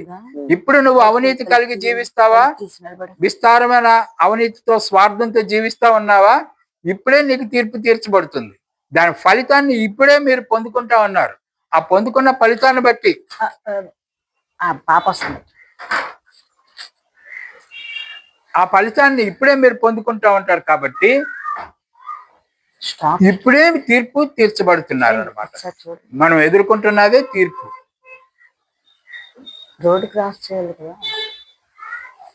పాస్ నొక్కండి. చూడు జిన్ను వస్తుంది తీసుకుంటా. యెషయా 24:3 చూద్దాం. దేశము కేవలం వట్టిదిగా చేయబడును, అది కేవలము కొల్ల సమ్మోగను. యెహోవా ఇలాగ సెలవిచ్చుచున్నాడు. దేశము వ్యాకులము చేత వాడిపోవచ్చున్నది, లోకము దుఃఖము చేత క్షీణించిపోవచ్చున్నది, భూజనులలో గొప్పవారు క్షీణించిపోవచ్చున్నారు. చూసారా ఈ ఈ ఈ ఈ తీర్పు ఎలా తీర్చబడుతుందో క్లియర్ గా రాయబడింది. మళ్ళీ కొంచెం నిదానంగా చదవండి. పాస్టర్ గారు నిదానంగా చదువుతున్నారు కదా, అలా చదవగలిగితే చదువు. దేశము కేవలం వట్టిదిగా చేయబడును. మీ దేశం ఏమీ లేనట్టుగా చేసేస్తున్నాను అంటే సోమాలియాలాగా. సోమాలియాలో తిండి దొరకదు, ఏ ఆహారం దొరకదు, నీరు దొరకదు, ఏం దొరకదు, అలాగ అయిపోతారు. అప్పుడు ఎవరు శ్రమ పడతారు? ఆ దేశంలో ఉన్న జనులు శ్రమ పడతారు. అది వాళ్ళకి తీర్పు. రైట్. ఇంకా అది కేవలము కొల్ల సమ్మగను. కొల్ల సొమ్ము అంటే ఇతరులు వచ్చి దోచుకుంటా ఉంటారు. ఇప్పుడు వాడు అమెరికా వాడు వాళ్ళ అధ్యక్షుడిని తీసుకొచ్చాడా, వెనిజులా అధ్యక్షుడిని తీసుకొచ్చారు. అక్కడున్న ఆయిల్ బ్యారల్స్ అన్ని ఇప్పుడు ఈయన అమ్ముతాడంట. ఈయన రేటు పెడతాడు, ఆ రేటుకి కొనుక్కోవాలి ఆయిల్ బ్యారల్స్ అన్ని. కొల్లు సొమ్ము అది. ఒక దేశం మీద ఇంకొక దేశం ఆధిపత్యం చేసి క్యాప్చర్ చేసుకుంటుంది. ఎందుకు ఇప్పుడు జరుగుతున్న విషయాలు ఎగ్జాంపుల్ గా చెప్తున్నానని మీకు భవిష్యత్తులో అర్థం అవుతుంది. నేను ఊరికి టైం పాస్ కి కలపట్లేదు ఇవన్నీ, ఎందుకంటే ఫ్యూచర్ టైంలో మనం నేర్చుకునే లెసన్స్ లో ఈ లింకులన్నీ ఉంటాయి. బైబిల్ చరిత్ర ప్రస్తుతం నడుస్తున్న ప్రపంచ చరిత్రకి లింక్ అయి ఉంటది. అది అనమాట మనం తెలుసుకుని. యెహోవా ఇలాగ సెలవిచ్చుచున్నాడు, దేశము వ్యాకులము చేత వాడిపోవచ్చున్నది. వ్యాకులం అంటే విచారం చేత వాడిపోతుంది. ఓకే. లోకము దుఃఖము చేత క్షీణించిపోవచ్చున్నది. ఇది అంతా తీర్పులు మనకి. భూజనులలో గొప్పవారు క్షీణించిపోతున్నారు. గొప్పవారు క్షీణించిపోతున్నారు. గొప్పవారు ఆర్థికంగా డబ్బులున్న వాళ్ళు సైతం వాళ్ళు క్షీణించిపోతారు. ఎందుకు క్షీణించిపోతారు? మన క్లాస్ లో చెప్పారుగా, అంబానీ అదానీల గురించి మాట్లాడాం కదా మొన్న. అడుగు తినేవాడు అంబానీ అదానీలు సమానం అయిపోతారంటే అంబానీకి వ్యాకులం పుట్టేస్తుంది. నేను ఆడితో సమానం ఏంటి, వాడు మా వాచ్మెన్ కదా అనుకుంటాడు. ఆ వ్యాకులం వచ్చే దినాలు ఒకటి వస్తాయి. అది దేవుడు చేస్తుంటాడు. అది తీర్పు. మనం తీర్పులోనే ఉన్నాం. ఇప్పుడు జరుగుతున్నది అదంతా. కానివ్వండి. భూజనుల్లో గొప్పవారు క్షీణించిపోతున్నారు అయిపోయింది కదా. ఇది మన తీర్పు జరిగే విధానం ఎక్స్ప్లెయిన్ చేయబడింది. 2 పేతురు 3:10 దీని గురించి మరి ఇంకొన్ని డీటెయిల్స్ ఉంటాయి చూడండి. దేశం మొత్తం ఎలా తీర్పు తీర్చబడుతుంది ఇక్కడ ఉంటుంది. 2 పేతురు 3:10 చదివారు చాలా సార్లు, మళ్ళీ చదవండి. ప్రభు దినము అంటే అది దినము అంటే మీకు ఇంత ముందు చెప్పబడింది కదా, 1000 years. ప్రభువు దినము ఇట్ ఈస్ 1000 years. ఏదో రోజు సడన్ గా ఆకాశంలో యేసు ప్రభు కనిపించాడు. ఏమంటారు ఇప్పుడు లేజర్ లైట్లలో కనిపిస్తా ఉంటారు దేవుళ్ళు గాని ఇంకా కానీ. అట్లాగే రాడు యేసు ప్రభు. యేసు ప్రభు దినం ఈజ్ 1000 years. ఆ 1000 years లో ఏం జరుగుతుందండి? ఆకాశములో మహాధ్వనితో గతించిపోవని అన్నాడు. ఆకాశంలో ఎవరుంటారు? అంధకార శక్తి, సాతాను. మీరు చెప్పకండి, నువ్వు కూడా చెప్పద్దు. వాయుమండల అధిపతి ఉంటాడు. వాడు అనుచరులు ఆకాశంలో తిరుగుతున్నారని ఒక పాఠంలో నేర్చుకున్నాం. సార్ వినలేదు అనుకుంటాను. యూట్యూబ్ లో పెట్టాం చూడండి. అవి మా ఛానల్ సబ్స్క్రైబ్ చేసుకుంటే అందులో ఉంటాయి లైన్లు. ఆ అంధకార శక్తులు లయమైపోతాయి, అవన్నీ వ్యానిష్ అయిపోతాయి. రైట్. అవే కదా ఇప్పుడు మనల్ని బ్రెయిన్ ఆపరేట్ చేసి మనల్ని చెడ్డ పనులు చేసేలాగా ప్రోత్సహిస్తున్నాయి. స్వార్థం మన మనసులో ఎలా నిండుతుంది? ఆ శక్తి ఒకటి పనిచేస్తుంది. అందుకనే ఇప్పుడు ఇతనిలో ఏ శక్తి పనిచేయదు. ఎందుకు? ఇతడు ఆ పవర్కి లోన్ అవ్వట్లేదు. మనం లోన్ అవుతున్నాం. ఎందుకు లోన్ అవుతున్నాం? వాడి ప్రభావానికి మనం లొంగిపోతున్నాం. లొంగిపోకుండా ఉండడం కోసం మనం ఒక దీపం వెలిగించుకుంటున్నాం. ఆ దీపమే ఈ వాక్యం.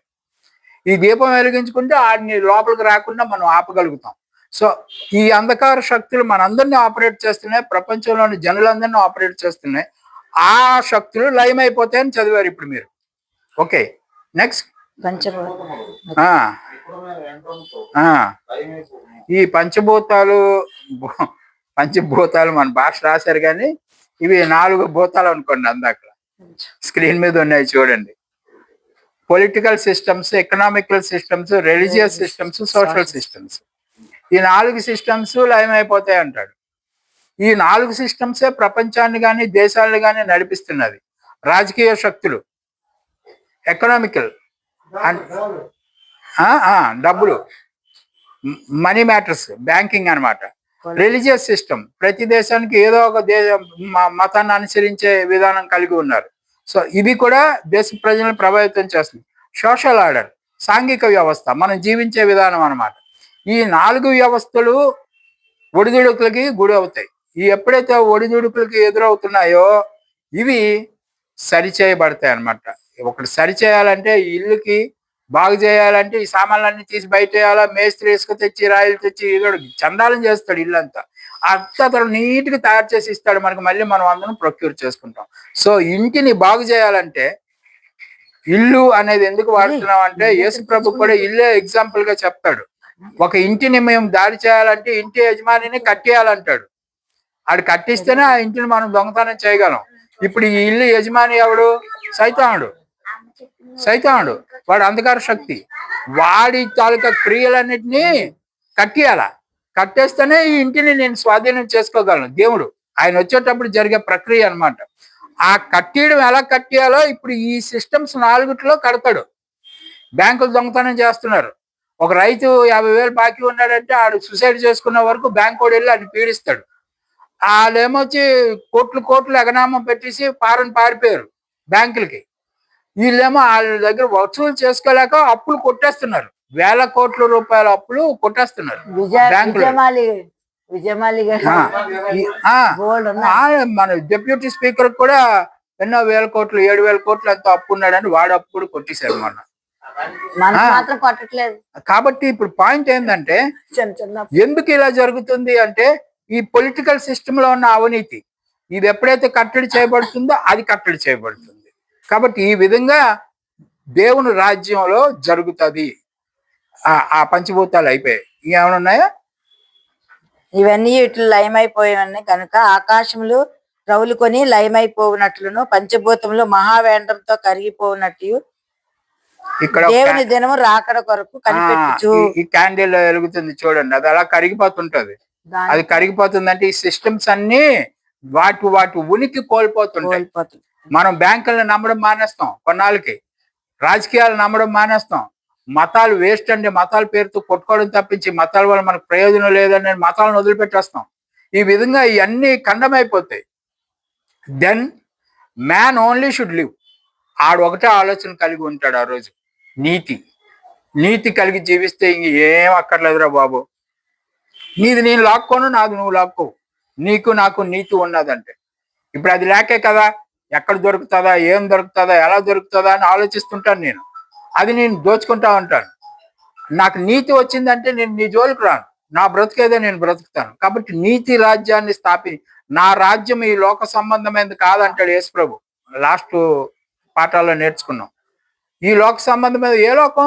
పరలోకం అండి అనేస్తాం మనం. పరలోకం కాదు, నీతి లోకం. ఇదిగో ఇప్పుడు మనం మాట్లాడుకుంటున్న ఈ లోకం రావాలా, ఆ లోకంలోకి ఆయన రాజ్యం వస్తుంది అనమాట.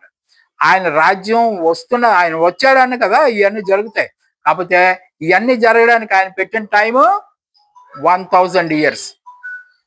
ఓవర్ నైట్ లో వచ్చేసి రేపు వచ్చేస్తుంది ఎల్లుండి మన వాళ్ళు ప్రార్థన చేస్తా ఉంటారు, నీ రాకడ ఆలస్యం అయితే వచ్చే వారం మళ్ళీ మేము కలుసుకుంటాం అంటారు.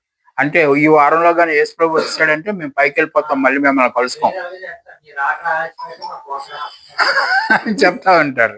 కాబట్టి ఇవన్నీ కాదు సార్, వాస్తవం ఇది.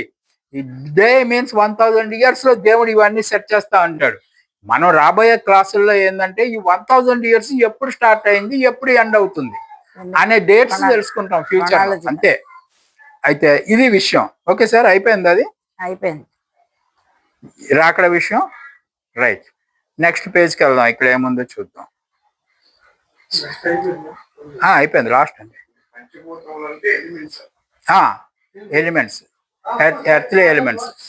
Fire is referred to by Jesus as great tribulation. ఇప్పుడు మహాశ్రమల కాలం అని చెప్తా ఉంటాం కదా, మనం యూట్యూబ్ లో చెప్తారు, మన వాళ్ళు చెప్తా ఉంటారు, చర్చిల్లో కూడా చెప్తారు. ఈ మహాశ్రమల కాలం ఎప్పుడు వస్తుంది, దీనికి టైం చెప్తారు మనోళ్ళు. 7 సంవత్సరాల శ్రమల కాలం, ఆ శ్రమ వస్తుంది, అప్పుడు మనం ఎగిరిపోవాలి, అప్పుడు మన బట్టలన్నీ ఇక్కడ ఉండిపోతే మనం మాయమైపోతాం, ఇక్కడ మిగిలిపోయిన వాళ్ళు అందరూ శ్రమలు పడిపోతారు, ఇలాంటివన్నీ చెప్తా ఉంటారు. కానీ నథింగ్ విల్ హ్యాపెన్ అండి, అవి ఏమీ జరగవు. ఈ మహాశ్రమల కాలం అని చెప్పేది ఇప్పుడు మనం మాట్లాడుకున్న అంశాలే. ఈ 4 systems, basic elements of the earth, ఈ 4 సిస్టమ్స్ లో జరిగే ఒడిదుడుకులు ఉన్నాయి చూసాయా, అవి శ్రమల కాలం. ఎవరికి శ్రమల కాలం అంటే దాంట్లో ఉన్న వాళ్ళకి, ఆ రంగంలో ఉన్న వాళ్ళకి శ్రమలు, మీకు కాదు. మీరంతా గాదిలో వేసిన గోధుమ గింజలు, మీరందరూ సేఫ్ కండిషన్ లో ఉన్నారు. పొట్టు బయట ఉండింది, ఇందాక ఆ సిస్టమ్స్ లో ఉన్న వాళ్ళందరూ పొట్టుతో సమానం. ఈ ఈ పొట్టు బయట ఉంది కదా, ఆ పొట్టు కాలిపోతుంటది.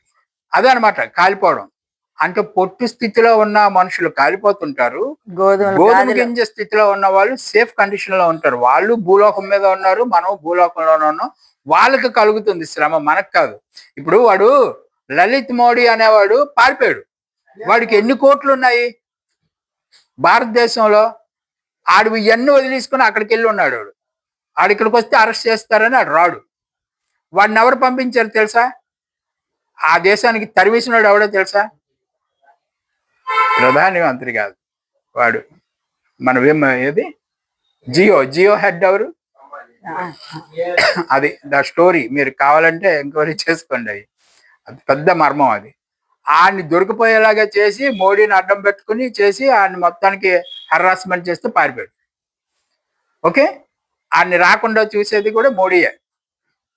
కాబట్టి ఇవన్నీ ఎందుకు జరుగుతున్నాయి అంటే, ఈ సిస్టమ్స్ లో ఎవరికి శ్రమ అంటే ఆ 4 సిస్టమ్స్ లో అరాచకాలు, అన్యాయాలు, స్వార్థపూరిత పనులు చేసేవాడికి శ్రమ, మనకు కాదు.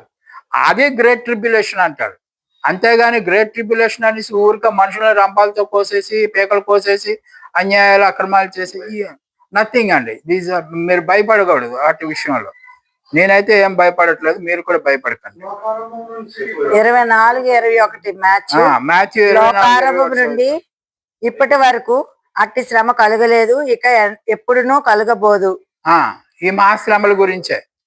ఇలాంటి శ్రమలు ఇంత ముందు లేవు, ఫ్యూచర్ లో కూడా రావు, వీటితో ముగించేస్తారు. ఆ దినములు తక్కువ చేయబడకపోయిన ఎడల ఏ శరీరయు తప్పించుకొనడు. ఏర్పరచబడిన వారి నిమిత్తము ఆ దినములు తక్కువ చేయబడి, ఏర్పరచబడిన వారి నిమిత్తం దినాలు తక్కువ చేశారంటే, ఏర్పరచబడిన వారు అంటే మీరే, మనం అంతా కూడా ఏర్పరచబడిన వారం. మనం జనరల్ గా if you walk in a righteous way, మీరు నీతి మార్గంలో నడుస్తూ ఉన్నట్లయితే మీరు ఏర్పరచబడిన వారి లిస్ట్ లో ఉంటారు. మీకు ఏ శ్రమలు రావు, మన చుట్టూ ఉన్న వాళ్ళకి జరుగుతాయి. 10,000 మంది పక్కన పడినను నీవు క్షేమంగా ఉంటావు అంటాడు దావీదు. ఎందుకంటాడు అంటే, మీరు నీతిగా నడుస్తున్నారు, మీకేం ఉండదు శ్రమ, వాళ్ళకు ఉంటుంది. మీ చుట్టూ వాళ్ళని చూసి మీరు మరింత జాగ్రత్త పడిపోవాలి. అదే అనమాట ఇప్పుడు మనం నేర్చుకోవాల్సిన అంశం. కాబట్టి మహాశ్రమలు అనేటువంటివి మన వాళ్ళు చెప్తున్నట్టుగా లేవు, లేఖనం ప్రకారం అయితే ఇది కరెక్ట్. చూడండి మరొక మాట, జకర్యా 14:16. జకర్యా 14:16. జకర్యా 14:16. 14 సైన్యములకు అధిపతి యెహోవా యొక్క రాజునకు పుట్టుటకును పర్ణశాల పండుగ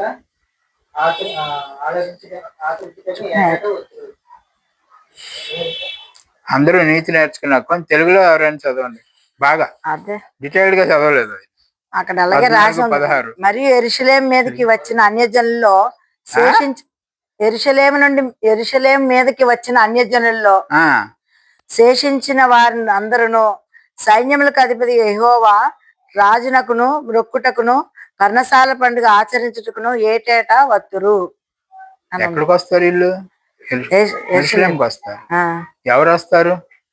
యెరూషలేము మీద వచ్చిన అన్యజనుల పండుగ.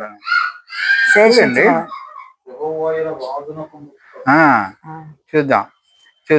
And the great judgments upon the evil systems and their destruction is symbolized by the fire. వీటి మీదకి వచ్చే వ్యవస్థల మీదకి వచ్చే ఆ గొప్ప ఆపదని ఫైర్ అని వర్ణించబడింది. And many people will see, అనేక మంది వీటిని చూస్తూ ఉంటారు. Will survive this destructive end of the second world as the read. ఆ తర్వాత ఈ రెండవ ప్రపంచం ముగింపబడేటప్పటికి జనం చూసేది ఏంటంటే, ఇప్పుడు మీరు చదువుతున్న విషయం చూస్తారు జనం. మీరేం చదువుతున్నారు? మీరు చదవండి సార్ పాస్టర్ గారు. యెరూషలేము మీదకి వచ్చిన శేషించిన వారందరూ సైన్యముల అధిపతియగు యెహోవా అయిన రాజునకు అక్కడ ఆగండి. యెరూషలేము అంటే మనం ఇప్పుడు పరలోక యెరూషలేము అది ఇది అని చెప్తా ఉంటాం కదా. యెరూషలేము అనేది ఆయన కుటుంబం, ఆయన పట్టణం. ఆ పట్టణంలో ఉన్నాం మనం అంతా. ఇప్పుడు మన మీదకి వచ్చిన వాళ్ళందరినీ కొట్టిపడేస్తుంటాడు దేవుడు. కొట్టిపడేస్తే శేషించిన వారు ఉంటారు కదా, మీకు 100 మంది మన మీద దాడికి వస్తారు, 80 మంది పోతారు, దేవుడే తీసేస్తాడు, 20 మంది మిగులుతారు. ఆ 20 మంది ఏం చేస్తారట? దేవుణ్ణి మొక్కుతారు. పర్ణశాల పండుగ ఆచరించుటకు. పర్ణశాల పండుగ ఏంటి? పర్ణశాల పండుగ అంటే ఇప్పుడు మన వాళ్ళు చేస్తున్నారు కదా, ఆ పర్ణశాల పండుగ అయితే కాదు.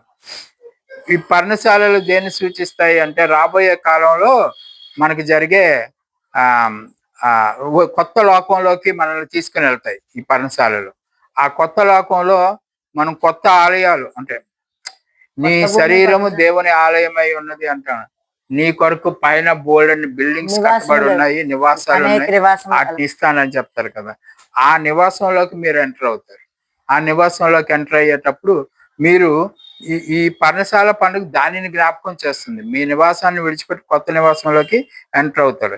At the end of the world leads to the glorious third world.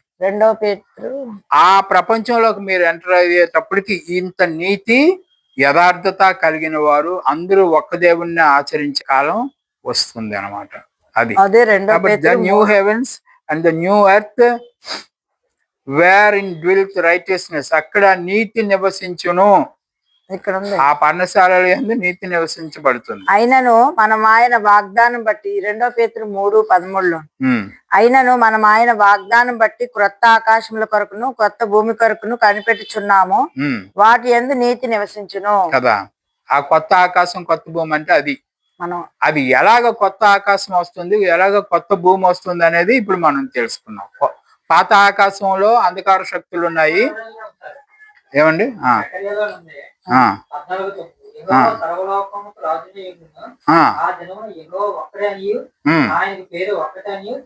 అద్భుతమైన మాట చదివావు అబ్బాయి కన్క్లూషన్ లో. కాబట్టి ఈ విధంగా మనం 3వ ప్రపంచంలోకి ప్రవేశిస్తాం. ఆ 3వ ప్రపంచం నీతి రాజ్యానికి కూర్చున్న ప్రపంచం. ఆ ప్రపంచంలోకి మనం ప్రవేశించడానికి ఇప్పుడు సిద్ధపడుతున్నాం. మనందరికీ తీర్పు ఇప్పుడే అయిపోతుంది. మనందరికీ మహా ట్రిబ్యులేషన్, గ్రేట్ ట్రిబ్యులేషన్ అంటారు కదా, మహా శ్రమల దినం. ఆ శ్రమల దినం కూడా ఇప్పుడే అవుతుంది. మనం శ్రమ పడకుండా దాన్ని ఎదుర్కోకుండా ఉన్నాము అంటే అర్థం ఏమంటే, మనం నీతిగా ఎంతో కొంత నీతిగా నడుస్తున్నాం. ఎక్కడైతే మనం నీతి నుంచి తప్పామో మనం శ్రమకి గురవుతాం. అంచేత మనం యథార్థంగా నీతివంతంగా నడుస్తూ ఈ పాఠాలు నేర్చుకుంటూ అలా ముందుకెళ్తే మనకి ఈ డెప్త్ లో మరింత డెప్త్కి తీసుకెళ్తాం. అక్కడ మనకి ఈ దేవుని ప్రణాళిక ఏంటో మనకి క్లియర్ కట్ గా తెలిసి, ఇది పార్ట్ 1 అండి. పార్ట్ 2 ఉన్నది. దేవుని ప్రణాళికలో పార్ట్ 2 కూడా ఉన్నది. పార్ట్ 2 కదా ఇప్పుడు మనం చెప్తున్నాం. పార్ట్ 2 చెప్తున్నాం. పార్ట్ 2లో ఎండింగ్ వచ్చేస్తాం అనమాట. అంటే 3వ ప్రపంచం వరకు చెప్పబడింది. అయితే ఈ ప్లాన్ ఇందాక మీకు చూపించాం కదా, పేపర్లో ఉన్నది. ఆ ప్లాన్ కి సంబంధించిన డీటెయిల్స్ ఇంకొక పాఠంలో మొత్తం ప్లానింగే ఉంటుంది. కాబట్టి ఇప్పుడు దాన్ని కలుపుకోకండి, ఊరికే అవుట్లైన్స్ మాత్రం మీరు తెలుసుకోగలిగారు. నెక్స్ట్ మీటింగ్ ఎప్పుడు ఉంటుందో మళ్ళీ వచ్చే శనివారం ఉంటుంది. ఆ రోజు మీటింగ్ లో పాఠం పంపిస్తాం మీకు. ఓకే, మీరు సబ్స్క్రైబ్ అవ్వండి. సబ్స్క్రైబ్ అయిన వాళ్ళందరికీ మీకు మెసేజ్ వస్తుంది. వచ్చే వారం వచ్చేది. కానీ దేవుడు మీ అందరినీ దీవించిన గాక. ఆమెన్.